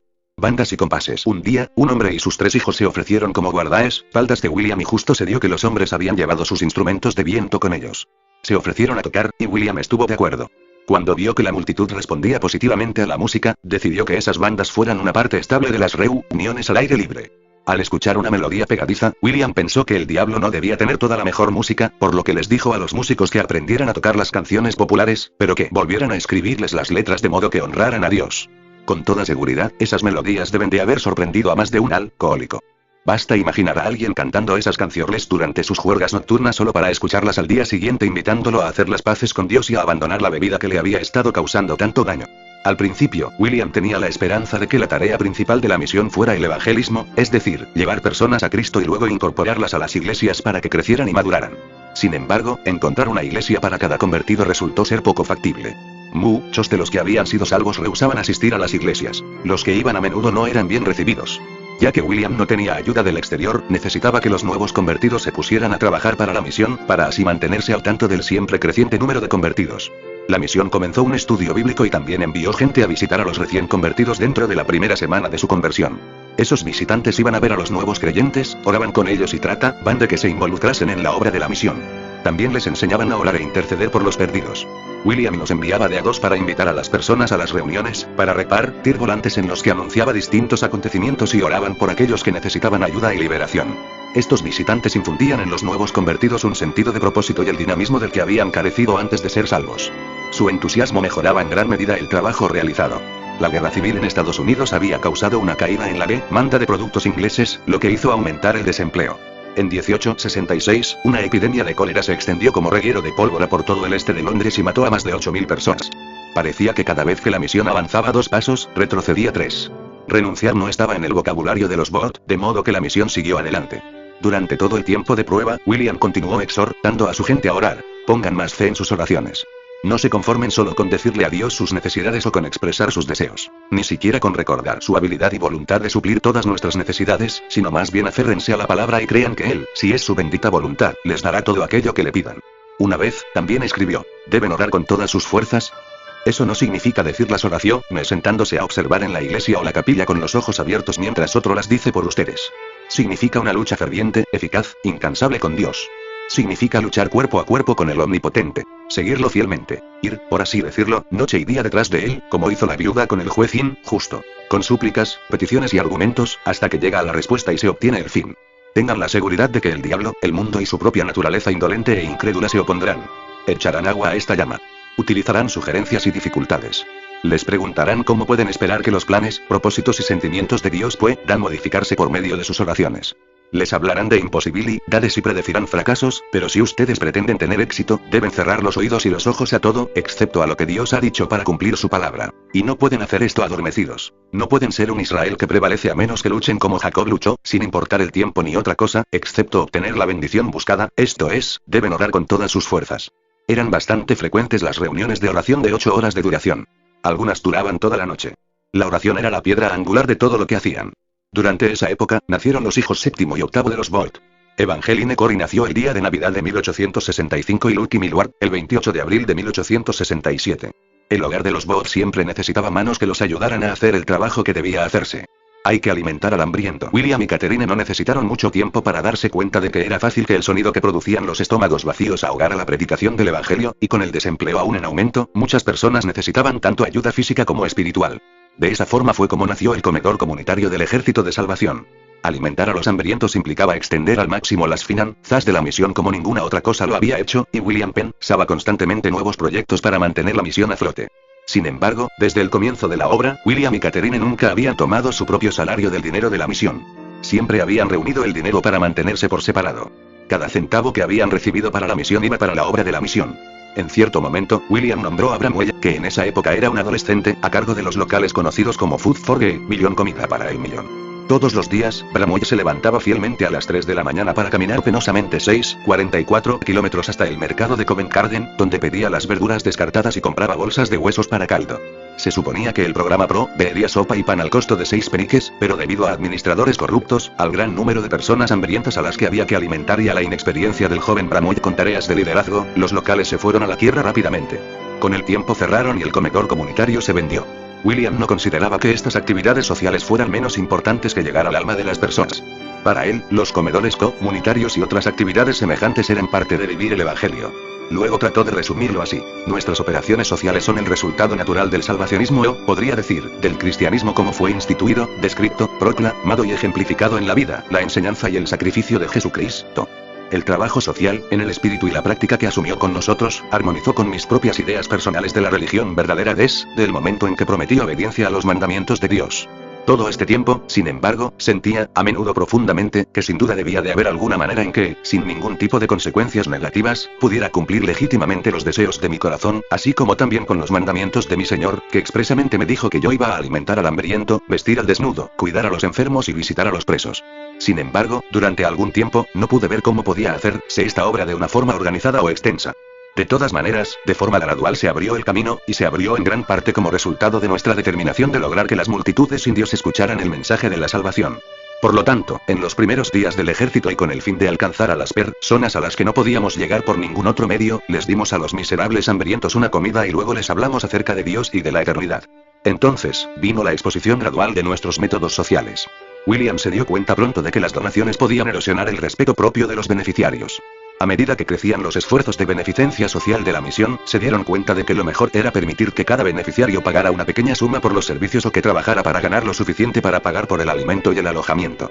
Hacia 1870, la influencia de la misión había llegado más allá de los límites del este de Londres. Ya se habían comenzado otras misiones en Croydon, en el sur de Londres y en Edimburgo, Escocia. La misión cristiana del este de Londres tenía por entonces 8.000 miembros, así que compraron un edificio grande en Whitechapel Road, donde abrieron un comedor comunitario, varias aulas, un gran salón de reuniones y una librería. William se enfermó gravemente durante 2 años, así que Catherine asumió la administración de la misión. Fue un tiempo de prueba y muchos puestos individuales sufrieron, pues Catherine debía repartirse entre su hogar y la misión. Aunque era extremadamente organizada, no tenía la fuerza de voluntad de su esposo ni su aire de mando. No obstante, cuando William recuperó su salud y regresó en 1872, tomó las riendas nuevamente y la organización comenzó a crecer. En 1873, William y Catherine aceptaron agregar un 9º niño a la familia cuando una mujer moribunda le solicitó a Bramwell que cuidara a su hijo. Sin darse cuenta de la responsabilidad que tal acción implicaba, Bramwell estuvo de acuerdo y, cuando la mujer murió, les pidió consejos a sus padres. Ellos estuvieron de acuerdo en adoptar al niño y permitir que su hija Emma lo cuidara. Así fue como Harry se sumó a la familia. Se convirtió en el primer obrero médico del Ejército de Salvación en India, lugar donde sirvió durante 30 años. Allí murió en 1919, y de forma póstuma se lo condecoró con la Cruz Victoria por su servicio a la corona. La misión se convierte en ejército. La misión cristiana, como se la llamaba en esa época, pues ya no se agregaba del este de Londres debido a que su obra se había extendido fuera de esas fronteras, continuó creciendo a pasos agigantados durante los siguientes años. Luego, en mayo de 1878, mientras William le daba los toques finales al informe anual, algo parecía incorrecto. El encabezamiento en la página del título tenía escrito: La misión cristiana, con la superintendencia del reverendo William Bott, es un ejército de voluntarios reclutados de las multitudes que están sin Dios y sin esperanza en el mundo. Dándole vueltas a esa frase, William llamó a Bramwell y a su asistente, George Scott Railton, para que juntos la analizaran. Railton la leyó en voz alta, y cuando Bramwell hizo comentarios sobre el término ejército voluntario, su padre tomó la pluma de Railton, tachó la palabra voluntario y escribió salvación. Al ver este cambio, Railton y Bramwell declararon al unísono: Gracias a Dios por ello. El nombre Ejército de Salvación había tocado una fibra sensible en los 3 hombres. En los meses siguientes, la misión cristiana cambió su nombre por el de Ejército de Salvación y adoptó títulos militares, jerarquías, uniformes y el criterio de guerra contra las fuerzas de oscuridad. El boletín también cambió su nombre por el de Grito de Guerra. Al año siguiente, el general Bott escribió a la organización y sus planes de ataque con estas palabras: Somos gente de salvación. Esta es nuestra especialidad, hacer que la gente se salve y que siga siendo salva, y después hacemos que alguien más sea salvo. Observen. Despejen su visión. Hagan un alto, quédense quietos y de nuevo y de forma más profunda comprendan su llamado. Ustedes son obreros juntamente con Dios para la salvación de los hombres. ¿Cuál es su ocupación en la vida? ¿Solamente salvar sus almas e irse al paraíso? No. Ustedes deben ser redentores, salvadores, un ejemplo de Jesucristo mismo. Así que consagren todo poder al gran objetivo de salvarlos. Rescaten a los que perecen. Hay alrededor de ustedes, en todas partes, multitudes y multitudes. Sean competentes. Perfecciónense. Sepan hacer su trabajo. Sean sacrificados. Recuerden al Maestro. Lo que pierdas por su causa y por el bien de las pobres almas por las cuales Él murió lo volverás a encontrar. Aférrate a eso. Si han puesto su mano en el arado de la salvación, no miren atrás. La primera orden del general. En ese momento eran claras las instrucciones para alistarse en el ejército. La primera orden del general para todo nuevo recluta era esta: hagan sus testamentos. Empaquen sus maletas. Besen a sus mujeres. Estén preparados en una semana. En los últimos 6 meses de 1878, el número de los puestos de la misión pasó de 50 a 81, y la cifra de evangelistas pasó de 88 a 127. Para 1884, el ejército tenía más de 900 miembros, y unos 260 de ellos estaban en el extranjero, en países tan lejanos como Estados Unidos, Canadá y Australia. En el 20º aniversario de la organización, que se celebró en 1885, había 802 miembros del cuerpo solo en Inglaterra y 520 en el extranjero, en 10 países diferentes. A medida que el ejército crecía y se volvía más popular, la oposición también aumentaba. Los propietarios de bares y burdeles que estaban perdiendo negocios por el ejército contrataron matones para atacar las reuniones al aire libre y para golpear a los músicos y a los oradores con palos. Los alborotadores en Oldham se volvieron tan audaces que se hacían llamar el ejército de esqueletos en son de burla. Llevaban una bandera con la imagen de una calavera con huesos cruzados. Otro grupo que se autodenominaba de Sheffield Blades, las cuchillas de Sheffield, atrajo a más de 1000 miembros. Una vez, trataron de detener un desfile del ejército en el cual el mismo general participaba. Los atacaron con palos, piedras y comida podrida, pero los salvacionistas se negaron a devolver el ataque. El general los llamó para que se quedaran cerca del carruaje, y ellos obedecieron. Un teniente recibió un golpe en medio de la cara y se golpeó tan fuerte en la parte posterior de la cabeza que hubo que sostenerlo arriba del caballo durante todo el camino hasta la reunión. Cuando el grupo llegó, se bajó del caballo y dijo: espero que sean salvos, antes de caer en coma. Los miembros del ejército que ya se habían reunido en el centro de reuniones se sorprendieron porque los recién llegados llevaban los instrumentos rotos, estaban ensangrentados y tenían la apariencia de haber sido maltratados. El comentario del general Bott fue este: ahora es momento de sacar la fotografía. Esto fue la guerra, después de todo, y los salvacionistas lucían los cortes y golpes como medallas. Cuando los oficiales locales se volvían contra el ejército y los perseguían por cosas como orar en público, los salvacionistas contestaban protestando por las multas por considerarlas injustas, negándose a pagarlas y yendo a la cárcel con alegría cuando los arrestaban. Veían la oposición como un signo de que estaban haciendo verdadero trabajo apostólico, y cuanto más los perseguían, más decididos estaban a difundir el evangelio. Las historias de valentía abundaban. Un ejemplo, titulado simplemente La muchacha del ejército. Era una muchacha del ejército de salvación, y sus circunstancias eran difíciles. Trabajaba desde las 7 de la mañana hasta las 6 de la tarde, hilando. Era un trabajo aburrido y mal pago, y además tenía que soportar las burlas constantes y desconsideradas de sus compañeros de trabajo. Una mañana de otoño, una chispa de una hoguera de algún jardín cercano entró por una ventana abierta y cayó sobre la estopa, y al minuto siguiente el lugar estaba en llamas. Las trabajadoras corrieron a ponerse a salvo. ¿Salieron todos?, preguntó el capataz. La pregunta la respondió una de las tejedoras, que al darse cuenta de que tenía una llave en la mano gritó: «¡Dios mío! Hace un minuto, encerré a Lizzie Summers en el cobertizo para gastarle una broma». El cobertizo era un lugar al que solo se podía llegar a través del edificio en llamas, por lo que parecía imposible ir hasta allí. Las niñas y los hombres estaban de pie, horrorizados e impotentes, cuando dos figuras salieron atravesando el humo que salía del cuarto de tejido. Una era Lizzie Summers. La otra era, por el momento, alguien que nadie podía reconocer. Era la muchacha del ejército de salvación. Se había quedado atrás para derribar la puerta y salvar a quien más se burlaba de ella y, al hacerlo, se había quemado, estaba casi asfixiada y se había llenado de ampollas. Convenciones poco convencionales. Las reuniones del ejército de salvación tenían un gran fluir de las manifestaciones del Espíritu Santo, similares a las que se habían visto en avivamientos previos, y eran cualquier cosa menos convencionales. El miércoles 21 de mayo de 1879, el Newcastle Daily Chronicle publicó el siguiente artículo sobre una de esas reuniones. Las personas presentes, tomadas en su conjunto, eran el grupo más rudo que había visto en algunas de esas reuniones. Hablé con un policía de mi confianza y le pregunté si conocía a alguno de esos jóvenes. ¿No sé a alguno de ellos?, dijo. ¿Por qué? Los conozco a todos. Este es de Newcastle. El que está sentado cerca de él es uno de los peores que tenemos, y continuó de esa manera dando una descripción casi tan larga como el catálogo de barcos de Homer. También había un pequeño grupo de mujeres en la audiencia y la mayoría eran mujeres que no daban la sensación de haberse preocupado mucho por la religión anteriormente. Fui a la reunión a eso de las 2 de la mañana. Había comenzado 2 o 3 horas antes, pero hasta el momento todo marchaba de forma ordenada. Había una plataforma larga y baja en medio de la sala, alrededor de la cual las muchachas Aleluya, el barredor convertido, el gigante Aleluya y otros personajes notables relacionados con el movimiento estaban sentados. A los cantos, les seguían lo que se llama dar testimonio. Varios oficiales del Ejército de Salvación narraron sus experiencias de lo que el Señor había hecho por ellos. Eso duró más o menos media hora, y, a no ser por las exclamaciones de entusiasmo, todo se desarrolló con bastante tranquilidad. ¿Hubiera sido imposible adivinar lo que seguiría? Cuando se terminaron de dar los testimonios, el general le pidió a la audiencia que se sentara y cantara. Dijo las siguientes palabras: «Te necesito cada hora, misericordioso Señor. Ninguna voz puede darnos paz como lo hace la tuya. Te necesito. Te necesito. A toda hora te necesito. Oh, bendíceme ahora, mi Salvador». Voy aquí. Toda la audiencia comenzó a repetir esas palabras ya entonadas a coro y, apenas terminaba, comenzaban de nuevo con más vigor. Ese coro se debe de haber cantado quizás una docena de veces cuando se oyó un grito estridente, un bullicio alrededor de la plataforma y en la audiencia. Apilaron los asientos, levantaron las manos, y el canto se mezcló con aleluyas, explosiones de oración, gritos y risa histérica. Para añadir más confusión, volcaron hacia atrás 4 bancos y todos los que estaban sentados se cayeron al piso, amontonados. Los pecadores se dirigían lentamente al banco de los penitentes. El Ejército de Salvación se regocijaba. Un tercio de los presentes actuaban casi como si estuvieran dementes. Varias personas estaban arrodilladas cerca de la plataforma, gimiendo y sacudiendo las manos. Las muchachas Aleluya los habían rodeado. La figura alta del dueño del violín Aleluya giraba alrededor de ellas. La multitud danzaba y gritaba gloria a Dios. ¿Y el general sonreía complacido y no hacía nada? Por lo que se puede ver de lo que he escrito, hasta que los penitentes se arrojan a los pies de Jesús, como dicen, una reunión del Ejército de Salvación es algo medianamente cuerdo. Sin embargo, los problemas empiezan cuando los penitentes pasan al frente. Media docena de jóvenes con el cabello cortado al ras, niños, sin lugar a dudas, oran a los gritos, sus rostros frente a mí. Dije que oran. Solo supongo que eso es lo que hacían. Daban gritos con los ojos cerrados. Sus cuerpos se sacudían hacia adelante y hacia atrás, con las manos levantadas. Caían sentados nuevamente en las bancas de golpe y se contorsionaban como si estuvieran con gran sufrimiento. El himno se escuchaba por encima de sus oraciones. Todo el mundo llevaba a cabo un servicio propio. Entretanto, las muchachas estaban ocupadas en la tarea de la conversión.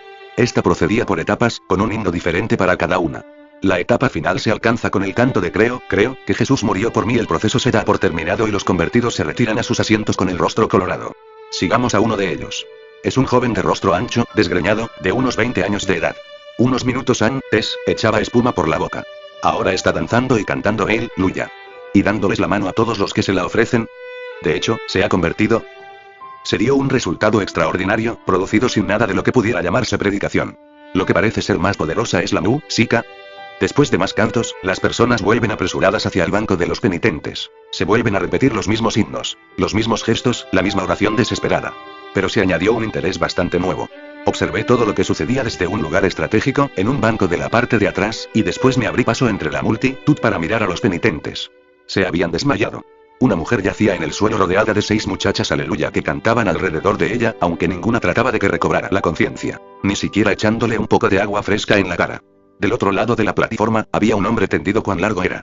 Las piernas le temblaban, los labios echaban espuma, completamente desatendido. Apelé al gigante aleluya. El general había declarado el lunes que él no era un curandero, sino un médico de verdad. Me pareció extraño que se sentara allí a cantar en esas circunstancias, y le pregunté, ¿en verdad no puede hacer nada para que estas personas vuelvan en sí? Buen hombre, contestó, ¿por qué no se sienta? Se pondrán bien. Probablemente fuera así, tanto la recuperación como la conversión podrían haber sido completas, pero era difícil permanecer allí y presenciar lo que parecía una actitud inhumana. Cuando me fui, las personas se desvanecían por todo el salón. Tuve que pasar por encima de un hombre para poder salir. Cuando llegué a la calle, estando al aire libre, me di cuenta de que era una mañana fresca y gris. ¿Es común que suceda esto aquí? Le pregunté al policía que se encontraba afuera. Muy común, me respondió, pero ha reducido nuestra hoja de cargos. No he tenido un caso en 2 meses. No le pregunté si eso era tan bueno para las personas que participaban de tales servicios como lo era para hoja de cargos. Ni él ni yo podíamos contestar adecuadamente a esa pregunta. Necesidad encontrada, necesidad satisfecha. Dondequiera que el Ejército de Salvación viese una necesidad, encontraba una respuesta para ella. Las mujeres rescatadas de la prostitución necesitaban algún lugar a donde ir, así que se comenzaron hogares para alojarlas. Lo mismo sucedió con aquellos que eran liberados de la prisión. El Ejército de Salvación abrió oficinas de empleo en 1888 para ayudar a los desempleados a encontrar trabajo, unos 23 años antes de que el gobierno británico pensara en comenzar tales servicios sociales.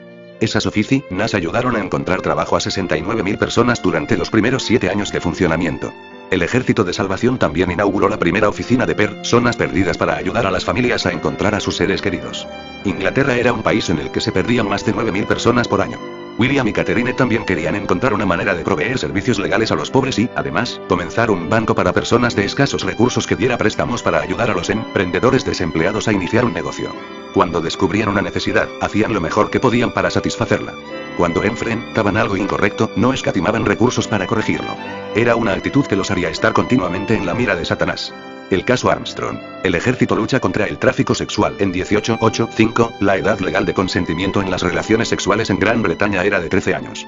Aunque en todo el imperio se había abolido la esclavitud en 1833 gracias a los esfuerzos de William Wilberforce y de otras personas, las jóvenes mujeres que necesitaban ganarse la vida eran a menudo engañadas para ir a trabajar a Londres como empleadas domésticas o en las fábricas, pero después descubrían que el lugar de trabajo era un burdel. Quedaban atrapadas dentro de recintos con muros de piedra con pocas posibilidades de escapar, hasta que las quebrantaban espiritualmente lo suficiente como para que cumplieran con las órdenes de sus nuevos jefes. Para forzar el consentimiento, se las violaba repetidamente. La culpa de haber sido violadas se utilizaba contra ellas para mantenerlas controladas. Cuando una víctima de ese sistema apareció en la puerta de la oficina central del Ejército de Salvación y le contó su historia a Bramwell, les fue difícil creerle. Pero una investigación más profunda reveló que su historia era verdadera, y el Ejército de Salvación la emprendió contra un nuevo enemigo: los tratantes de blancas y los especuladores del comercio sexual en Londres. Como ocurre con frecuencia, los burdeles parecían tener más amistades en lugares influyentes que el ejército, y detener la prostitución no era una gran prioridad para la policía local. Si algún propietario de burdel era juzgado, se realizaban acuerdos con la fiscalía y lograban que solo les pusieran una pequeña multa. El sistema era corrupto, y la única manera de revertirlo era por medio de una gran protesta pública contra el secuestro y el abuso de estas jóvenes. Era necesario que la edad de consentimiento fuera elevada para proteger a las de menor edad, las niñas ingenuas, de los trucos y las artimañas de los comerciantes del sexo. Cuando Bramwell fue al ver al ministro del Interior para tratar este problema, volvió a presentar un proyecto de ley para elevar la edad de consentimiento a 16 años, pero fue bloqueado de inmediato en la Cámara de los Comunes. Uno de los oradores en el recinto incluso argumentó que la edad de consentimiento debía bajar a los 10 años. Todavía decidido a romper el silencio, Bramwell convenció a William T. Stead, editor de Pall Mall Gazette, de que investigara el caso y publicara los hechos. Lo que descubrieron fue una complicada red para engañar, drogar y secuestrar a miles de niñas, la mayoría de las cuales eran menores de 16 años. Por lo general, los clientes solían dar una descripción de la niña que querían y luego pagaban para que se les entregara una niña fresca, es decir, una joven virgen. Algunas jovencitas fueron enviadas fuera del país, en ataúdes cerrados con clavos a los que se les hacían algunos orificios para que entrara el aire, para que prestaran sus servicios en los burdeles regulados por el Estado en la Europa continental. Muchas de las que recuperaban la conciencia a mitad del viaje morían aterrorizadas mientras intentaban salir del ataúd. Los secuestradores hasta llegaron a vestirse de monjas para engañar a las jóvenes, una estratagema que encontraron particularmente útil en Irlanda. La magnitud de la conspiración era inimaginable. Se trataba de una industria que tenía un valor de más de 8 millones de libras al año, lo que en la actualidad valdría aproximadamente a 929 millones de dólares.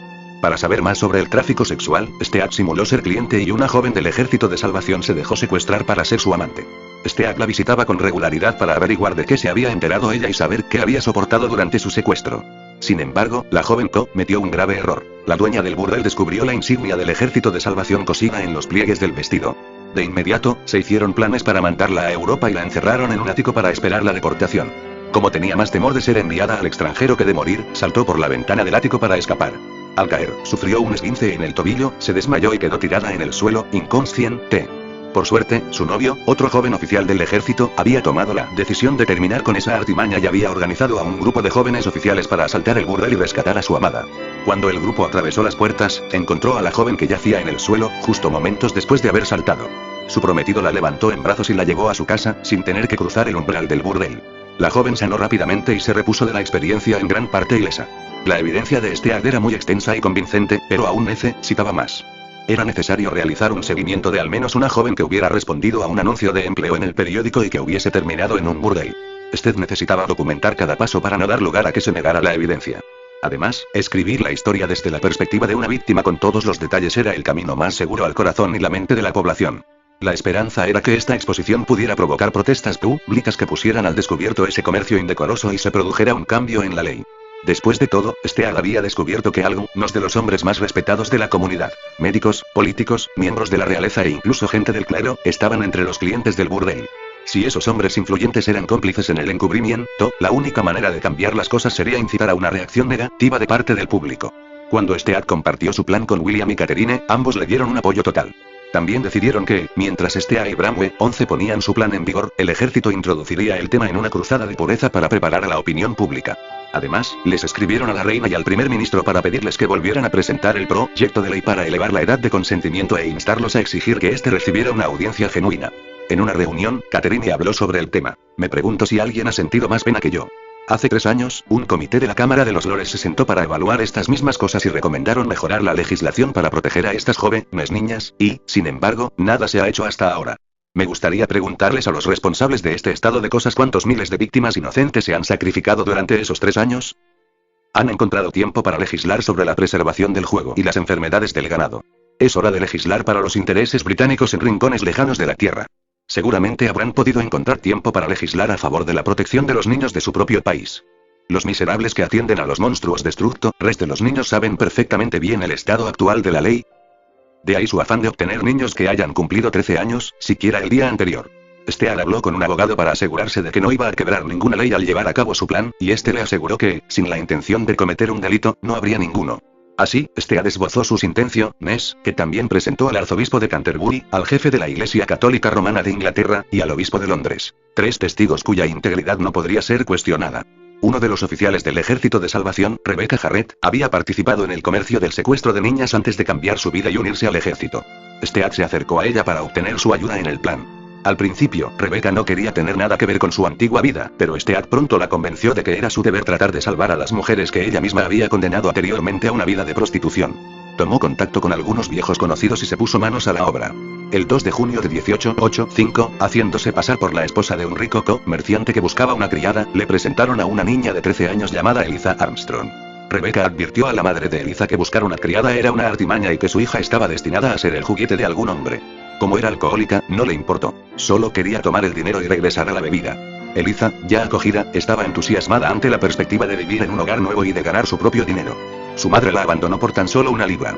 Una vez más, actuando como si fuera un cliente, Stead esperaba en una habitación que había alquilado en un burdel. Llevaron a Eliza hasta allí, y después de haber charlado un rato, Stead la dejó para que durmiera. Más tarde, como era la costumbre, volvió como lo hubiese hecho un cliente real. Tenía la esperanza de que ella todavía estuviera dormida para poder entrar en la habitación y salir de nuevo sin molestarla, pero se despertó cuando él entró, y lloró y le suplicó que la llevara a su hogar. Rebecca regresó, la calmó y le dijo la verdad de toda la situación. Además, se disculpó por el engaño. En un lapso de 24 horas, Eliza fue llevada a Francia, a fin de que permaneciera con los salvacionistas y para que estuviera a salvo. Stead tenía su historia. Un diario informa la verdad. El lunes 6 de julio de 1885, el Pal-Mali Gazette publicó el primero de 4 artículos de una serie titulada El tributo de doncellas en la Babilonia moderna. En el artículo, Eliza fue mencionada como Lily para su protección, pero no por ello la historia fue menos convincente. Era franca y fáctica. No dejaba piedra sin remover. El periódico se agotó casi de inmediato y Londres parecía estar en pánico. Muy pronto, los políticos pedían la cabeza de Stead, además de etiquetar el material como pornográfico y, por lo tanto, ilegal. Se arrestó a varios vendedores de periódicos por vender el diario al día siguiente. Los dueños de los prostíbulos contrataron vándalos para asaltar el edificio de la Gaceta y destruir las prensas. Stead apeló a la ayuda de William, quien de inmediato le contestó: dígale al señor Stead que abriremos de par en par este edificio por el bien de su periódico. Haremos todo lo que esté a nuestro alcance para ayudarlo. Al día siguiente, las oficinas centrales del Ejército de Salvación parecían un kiosco de diarios gigante. Los cadetes del ejército caminaban por las calles de Londres vendiendo los periódicos. Catherine habló en Exeter Hall y ofreció testimonio tras testimonio de los propios archivos del ejército con historias que confirmaban el artículo de Stead. Una de las historias era sobre un comerciante acaudalado que hizo arreglos para obtener una jovencita y esa joven fue tentada a dejar su clase de escuela dominical y luego fue encerrada en un burdel para esperarlo. Imagínense la conmoción del hombre cuando entró a la habitación con la peor de las intenciones y vio que su propia hija había sido la joven secuestrada para ser su víctima. Los Booth presentaron una petición que incluía lo siguiente: protección para los menores, niños y niñas, hasta los 1-7 años de edad. Que se considerara un acto criminal el reclutamiento de niños para propósitos inmorales. Que a los magistrados se les diera el poder de ingresar a una casa en la que se sospechara que jóvenes menores de edad permanecían contra su voluntad. La igualdad ante la ley para hombres y mujeres. Que se considerara un delito que los hombres pidieran mujeres. En los siguientes 17 días, los Booth juntaron 393.000 firmas en apoyo de la petición, la cual presentaron en la Cámara de los Comunes el jueves 30 de julio de 1885. Los rollos con los nombres se extendían por más de 4 kilómetros. El 14 de agosto, la Cámara de los Comunes enmendó el Código Penal para elevar la edad de consentimiento a 16 años, y otros países de la Comunidad Británica de Naciones, como Australia y Canadá, así como algunas partes de los Estados Unidos, siguieron el ejemplo. Desafortunadamente, a pesar de la victoria, la lucha no había terminado. Los Armstrong se dieron cuenta pronto de que Lily era de hecho Eliza, y al ver la posibilidad de obtener alguna ganancia, hicieron cargos contra Stead y los Booth por secuestro. El padre de Eliza no había dado su consentimiento para la venta de su hija, y todo su caso se basó en este importante hecho.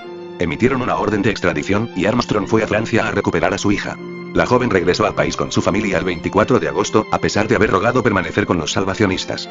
Pidieron que todos los que habían estado involucrados en la separación de Eliza de su madre subieran al estrado. Los dueños de los burdeles y traficantes sexuales reunieron una multitud fuera de la corte para pedir justicia respecto a los Booth. Durante las semanas siguientes, el juicio acaparó la atención del público, tanto como el juicio de O.J. Simpson lo hizo en la década de 1990. Tenían la esperanza de poder arruinar al ejército de salvación de una vez por todas. Descaradamente favorecida por el juez, la fiscalía usó todas las estrategias a su alcance para condenar a los Booth. Al final, los Booth fueron absueltos. Solo Stead y Rebecca fueron hallados culpables. Stead y Rebecca fueron sentenciados a 3 y 6 meses de trabajo forzado respectivamente, que ambos soportaron con el apoyo del ejército. Después de su liberación, Stead descubrió que los Armstrong no estaban casados legalmente y, por lo tanto, Armstrong no era el tutor legal de Eliza. Este hecho habría resultado en la desestimación del caso de haber sido presentado en la corte. Mientras Stead era enjuiciado, una joven mujer moribunda pidió que su único chelín se donara para la defensa del editor. Se lo entregaron cuando salió de la prisión y lo guardó hasta el día de su muerte. Sobre el hecho escribió: es el chelín que más valoro de todo el dinero que poseo. Stead donó su uniforme de prisión al ejército en el aniversario de su condena y siguió teniendo una relación de amistad con el ejército durante muchos años. Murió el 14 de abril de 1912 como uno de los pasajeros que no sobrevivió al hundimiento del Titanic. En lugar de destruir al ejército de salvación como era la pretensión, el juicio hizo que se convirtiera en un nombre familiar como institución que se dedicaba a hacer lo correcto, sea lo que fuere. La obra del ejército creció más rápidamente que nunca. Los últimos años de Catherine. En febrero de 1888, a Catherine le diagnosticaron cáncer de mama y se negó a operarse, a pesar de los ruegos de su familia. Los riesgos parecían demasiado grandes y le preocupaba que su corazón no pudiera soportar la tensión de la cirugía. Su salud se deterioró rápidamente, por lo que convirtió su cama en una oficina improvisada desde la cual podía asistir a las reuniones sin tener que salir a ningún lado. Con Catherine confinada a una habitación, William decidió pasar más tiempo con ella, por lo que, finalmente, comenzó a trabajar en un libro que hacía tiempo que tenía intenciones de escribir. Se tituló In the Darkest England and the Way Out, en la Inglaterra oscura y cómo salir de ella, en el que presentaba un plan sistemático para ayudar a la Inglaterra empobrecida. Definió lo que llamaba el estándar del caballo de tiro. Todo ser humano debería tener derecho a las mismas cosas que un caballo de tiro, a saber, alimentación, vivienda y trabajo. Si un caballo de tiro tambaleaba durante el camino, las personas lo atendían y, si era necesario, lo ayudaban a pararse. ¿No debería hacerse lo mismo con nuestros semejantes cuando atraviesan por momentos difíciles? El plan tenía 3 partes. 1. La colonia de la ciudad. Una institución en las ciudades para dar ayuda a corto plazo a los necesitados con el objetivo de sostener a quienes estuvieran en dificultades y ayudarlos a recuperarse. Se insertaba a la sociedad a los que podían hacerlo. Los que precisaban entrenamiento o más ayuda pasaban a la siguiente fase.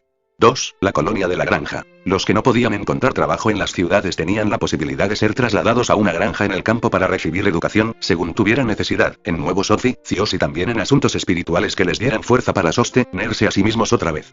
La granja también era un lugar que estaba alejado de vicios como el alcohol y el juego. Si eso no era suficiente, después de haber recibido capacitación, podían tener un nuevo comienzo en la siguiente fase. 3. La colonia del otro lado del mar. En esa época, las colonias británicas en Sudáfrica, África Oriental, Australia y Canadá estaban abiertas a la colonización. Una vez que las personas recibían entrenamiento en una colonia en granjas, si no podían encontrar trabajo en Inglaterra, podían ir a una colonia del otro lado del mar que pudiera ofrecerles un nuevo comienzo en un nuevo país. Catherine estaba entusiasmada con el proyecto, y una vez más, con la ayuda de este comenzó a darle forma al libro. La salud de Catherine pronto comenzó a deteriorarse. Para octubre de 1889, prácticamente no se levantaba. Los médicos le ofrecieron calmantes para aliviar el dolor, pero ella se negó a usarlos todo lo que pudo. Quería vivir la vida sin estar aturdida por los analgésicos. No se esperaba que estuviera con vida para Año Nuevo, pero se recuperó, y en enero de 1890 parecía más fuerte. William y su familia atesoraron cada minuto hasta el final. En septiembre de 1890, Catherine, William y Stead le dieron los toques finales al manuscrito de En la Inglaterra Oscura. Fue un triunfo final, pero una conclusión que también parecía significar llegar a la meta para la vida de Catherine. Ya casi sin fuerzas ese 2 de octubre, su familia se reunió alrededor para verla salir de esta vida hacia su hogar eterno. Dio su último suspiro el 4 de octubre de 1890. El funeral de Catherine se llevó a cabo el 13 de octubre y asistieron más de 36.000 personas. Al día siguiente, un desfile de 4.000 salvacionistas escoltaron su cuerpo a su lugar de descanso final, el cementerio de Abley Park. En su memoria, William se dirigió a quienes se habían reunido en el cementerio. Catherine Booth en su lecho de muerte, con su esposo a su lado. Archivos del Ejército de Salvación. Mis queridos compañeros y amigos. Ustedes comprenderán que encuentro difícil hablar con ustedes esta tarde. Para comenzar, no estaría dispuesto a hablar sin ser escuchado, y por el dolor no puedo gritar. Sin embargo, he venido cabalgando ante cientos de miles de personas que esta tarde han descubierto la cabeza y me han bendecido en el nombre del Señor. He tenido 2 sentimientos persistentes en mi mente, que se alternan. En un momento, uno prevalece sobre el otro, y sin embargo, se mezclan y amalgaman. Y estos son el sentimiento de dolor y el sentimiento de gratitud.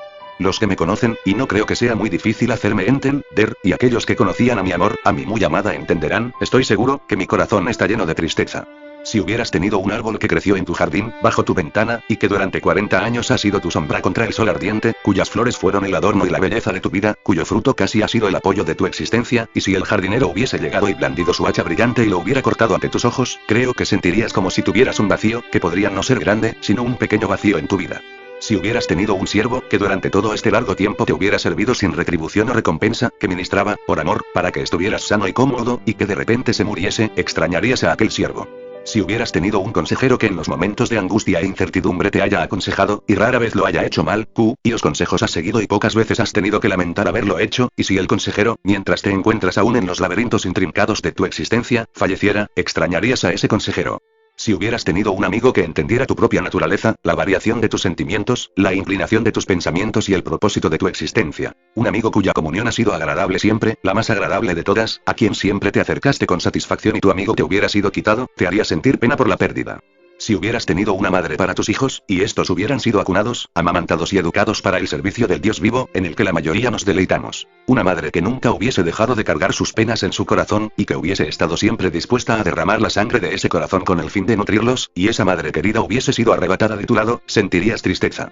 Si hubieses tenido una esposa, el dulce amor de una esposa, que durante 40 años nunca te hubiese dado motivo de pena. Una mujer que hubiese estado contigo a tu lado en el frente de batalla, que hubiese sido tu compañera, siempre dispuesta a interponerse a sí misma entre tú y el enemigo, y siempre fuera la más fuerte cuando la batalla era feroz, y tu amada hubiese caído ante tus propios ojos, estoy seguro de que ello habría sido motivo para tu tristeza. Bueno, compañeros míos, ustedes pueden unir todas estas cualidades en una sola persona, y lo que se hubiera perdido en cada una de ellas lo he perdido yo. Me fue quitado el deleite de mis ojos, la inspiración de mi alma, y estamos por dejar lo que queda de ella en la tumba. He estado reflexionando, calculando cuán pronto me podrán traer para estar junto a ella, y mi clamor a Dios ha sido que cada hora que queda de mi vida me prepare mejor para unirme a ella en la muerte, para ir a abrazarla en la ciudad eterna. Y sin embargo, compañeros míos, mi corazón también está lleno de gratitud que me hace olvidar mi dolor, que el largo valle de sombra de muerte ha sido hollado y que al salir del oscuro túnel ella ha surgido a la luz del día. La muerte vino a ella con todos sus terrores, blandiendo su corazón delante de ella durante largos 2 años y 9 meses. Una y otra vez, se fue a la orilla del río para recibir su último ataque, como ella pensaba, pero siempre volvían, toda la vida. Gracias a Dios, no lo verá de nuevo, ella es más que vencedora sobre su último enemigo. La muerte vino a sacarla de su amado empleo. Ella amaba la lucha. Su gran tristeza hasta el último momento fue esta: no podré estar contigo cuando bajen las nubes, cuando los amigos te dejen y la tristeza venga sobre ti. Ya no estaré más allí para abrazarte y levantarte el ánimo, pero se fue para ayudarnos.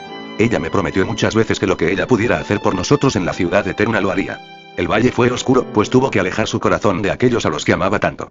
Una y otra vez decía: las raíces de mis afectos son muy profundas pero fueron desgarradas. Nos dejó. Se entregó con amorosas palabras de consejo, y nos dejó para ir con su Señor. Esta tarde, mi corazón está lleno de gratitud porque su alma está con Jesús. Tenía una gran aptitud ante el sufrimiento y una gran carga por ustedes. Y esta tarde, su corazón está lleno de gozo. Mi corazón también está lleno de gratitud, ya que Dios me prestó durante tanto tiempo tal tesoro. He estado pensando si debo señalarles a ustedes sus 3 cualidades, que serían: primero, era buena. Había sido lavada en la sangre del Cordero. Hasta su último momento su clamor fue este: una pecadora salvada por gracia era una enemiga acérrima de los impostores, los hipócritas y los falsos creyentes. Segundo, era amor. Toda su alma estaba llena de tierna y profunda compasión. Esta mañana pensaba que había sufrido más debido a su compasión por los pobres animales indefensos que lo que otros sufren por este mundo de mortales pecadores y afligidos. Cuánto amaba. Cuánta compasión tenía. Cuánto se lamentaba por el pobre que sufría. Cuánto anhelaba rodear con sus brazos a los afligidos y ayudarlos. Por último, era una guerrera. Le gustaba la lucha. No era de las que les decían a otros: vayan. Sino: déjenme ir a MFL, y cuando había una necesidad, decía: yo iré. Nunca la vi quedarse atrás hasta que su pobre cuerpo la obligó a hacerse a un lado. La encontraré otra vez. Nunca le di la espalda en estos 40 años por los viajes de la misión de misericordia. Anhelaba regresar con ella y conté las semanas, los días y las horas que me llevarían de nuevo a su lado. Cuando era ella quien se iba, pasaba exactamente lo mismo. Y ahora se ha marchado por última vez. ¿Qué debo, entonces, hacer ahora? No es contar las semanas, los días y las horas que me llevarán nuevamente a estar en su dulce compañía, pues no sé lo que será del mañana ni lo que una hora podría traer. Mi trabajo es, simplemente, llenar las semanas, los días y las horas. Y alentar a mi pobre corazón a medida que sigo mi camino con el pensamiento de que cuando haya servido a Cristo y a mi generación según la voluntad de Dios, que en esta tarde me comprometo a llevarla a cabo hasta la última gota de mi sangre, será ella quien me dé la bienvenida en el cielo, como Él la recibió a ella. Dios los bendiga a todos. La guerra de los fósforos. Con todo el trabajo del ejército de salvación por delante, William tuvo poco tiempo para estar de luto. Poco después de la muerte de Catherine, se publicó Inglaterra Oscura, obra que se convirtió de inmediato en un éxito de ventas. Por toda Inglaterra se hablaba de William Booth. Los que le brindaban sostén económico comenzaron a enviar donaciones para ayudar a financiar el plan de William. Otros lo criticaban de nuevo por lo que consideraban las insuficiencias e insensateces de sus proyectos. Sin embargo, nunca fue de hacer caso a los comentarios de los críticos y se concentró en lo que había sido su objetivo desde el principio: la salvación de las almas. Durante su investigación para Inglaterra Oscura, uno de los males que los Booth habían encontrado tenía que ver con la fabricación de fósforos de encendido universal raspe en cualquier parte. Los trabajadores de las fábricas de fósforos eran mujeres y niños, en su mayoría, algunos, de tan solo 8 años, que trabajaban 16 horas al día sin pausa para comer. Se les pagaba un chelín diario. Peor aún era, sin embargo, que el químico que utilizaban para hacer esos fósforos era sumamente tóxico. A eso se le sumaba la poca ventilación de las fábricas, que hacía que los trabajadores no tuvieran protección contra esos gases. Después de una exposición prolongada, los trabajadores comenzaban a tener dolor de muelas y lo que se conocía como fosfonecrosis. El hueso de la mandíbula se pudre debido a la exposición al fósforo amarillo. Aunque los fabricantes reconocían los riesgos, se van a hacer algo para ayudar o proteger a los trabajadores. En respuesta, el Ejército de Salvación decidió formar parte del negocio de la fabricación de fósforos con el objetivo de producirlos en condiciones laborales más seguras. La fábrica estaba bien iluminada y tenía una ventilación adecuada. El salario de los trabajadores era casi el doble del que percibían aquellos que trabajaban en las fábricas de fósforos de encendido universal y además les daban descansos regulares todos los días. También, en lugar de utilizar el peligroso fósforo amarillo, utilizaban fósforo rojo. Fabricaban fósforos con puntas seguras que solo encendían con la caja. La calidad de las condiciones laborales les permitió producir 6 millones de fósforos por año. Debido a que estos fósforos costaban casi el doble que los de encendido universal, el ejército lanzó una campaña publicitaria para que la gente tomara conciencia de los peligros de los productos de la competencia. Invitaron a la prensa de visitar la fábrica y los llevaron a los hogares de las personas que trabajaban en las otras fábricas. Esas personas apestaban a carne podrida, los efectos del fósforo amarillo, y cuando apagaban sus lámparas de gas, el resplandor del fósforo era visible en las manos y en los dientes. Los salvacionistas de todo el país entraban a los negocios locales a decirles a los propietarios de los peligros de los fósforos de encendido universal, y los instaban a vender solamente los fósforos luces en la Inglaterra oscura fabricados por el ejército. La opinión pública se volcó gradualmente a la propuesta de los salvacionistas y, con el tiempo, el gobierno impuso estándares de trabajo más altos en todas las fábricas. A principios del siglo, el mayor fabricante de fósforos de Inglaterra había dejado de usar fósforo amarillo. La fábrica del ejército cerró poco tiempo después, ya que no era necesaria y nunca había sido exitosa en lo financiero, pero había cumplido el objetivo que se había fijado. En cuanto a los otros planes de Inglaterra oscura, el ejército recibió el dinero suficiente para comprar 323 cerca de Adelaide, y allí establecieron una granja colonia. Eso fue lo más lejos que llegó el plan de Inglaterra oscura, debido a la falta de capital adecuado. Con el tiempo, muchas partes del plan se implementaron en otras naciones y gobiernos que podían recaudar el dinero más fácilmente, por medio de impuestos, para llevar a cabo las estrategias. William estaba adelantado a su tiempo por lo menos una década. Terminar fuerte. William se sentía inquieto en su casa sin Catherine. Tenía poco que hacer en la oficina, pues había transferido la mayor parte de sus responsabilidades a Bramwell y a otros oficiales, así que comenzó a viajar y a predicar de nuevo. El ejército ya se había extendido a todo el mundo, y pasar revista a las tropas requería que William viajara extensamente, por tren, auto y barco. Las últimas 2 décadas y media de su vida las pasó en los caminos, visitando estaciones, alentando a las tropas y predicando el evangelio en todo lugar donde tuviera oportunidad. William murió el 20 de agosto de 1912, habiendo sobrevivido a su esposa, a muchos amigos e incluso a uno de sus hijos. Más de 150.000 personas fueron a presentar sus respetos antes del funeral, que fue el 27 de agosto. 40.000 personas asistieron al servicio. Entre ellas, estaba la reina Mary, que decidió asistir a último momento y entonces tuvo que sentarse entre los plebeyos. Terminó sentada al lado de una mujer que el ejército había rescatado de la prostitución. Esta mujer le dijo a la reina, él se preocupaba por la gente como nosotros. Al día siguiente, 10.000 salvacionistas y 40 bandas del ejército de salvación marcharon en la procesión hacia el cementerio Arley Park, donde el cuerpo de William fue sepultado junto al de Catherine. William había dejado a Bramwell la jefatura del ejército, una organización con 15.945 oficiales en 58 naciones al momento de su muerte. A lo largo de su vida, William viajó más de 8 millones de kilómetros y dijo alrededor de 60.000 sermones. Charles Spurgeon dijo del ejército: si se sacara al ejército de salvación de Londres, 5.000 policías adicionales no podrían ocupar su lugar para reprimir el delito y el desorden. Booker T. Washington manifestó: siempre he sentido un profundo respeto por la obra del ejército de salvación, en especial porque noté que no hace distinciones en cuanto a religión. Josiah Strong, que luego sería el fundador del movimiento del Evangelio Social en Estados Unidos, expresó: probablemente en ningún siglo en la historia del mundo se han salvado tantos ladrones, apóstatas, alcohólicos y prostitutas como en el cuarto de siglo pasado a través de la fe heroica y la obra del ejército de salvación. El legado de William y Catherine Watt, el Ejército de Salvación, es la organización de caridad más grande del mundo, con 25.000 oficinas en 91 países. En la actualidad, lamentablemente, carece del fuego por el evangelismo que tenía en los días del general. Sin embargo, la pasión de los Watt por amar a las personas con el amor de Dios todavía toca vidas casi 150 años después de que predicara el primer sermón en la misión cristiana del este de Londres. El Ejército de Salvación llega a más de 2,5 millones de personas cada año a través de 10.000 centros situados en distintos lugares del mundo, sin dejar de cumplir la advertencia de Mateo 25, 35, 40. Porque tuve hambre, y ustedes me dieron de comer. Tuve sed, y me dieron de beber. Fui forastero, y me dieron alojamiento. Necesité ropa, y me vistieron. Estuve enfermo, y me atendieron. Estuve en la cárcel, y me visitaron. Y le contestarán los justos: Señor, ¿cuándo te vimos hambriento y te alimentamos, o sediento y te dimos de beber? ¿Cuándo te vimos como forastero y te dimos alojamiento, o necesitado de ropa y te vestimos? ¿Cuándo te vimos enfermo o en la cárcel y te visitamos? El rey les responderá: les aseguro que todo lo que hicieron por uno de mis hermanos, aun por el más pequeño, lo hicieron por mí.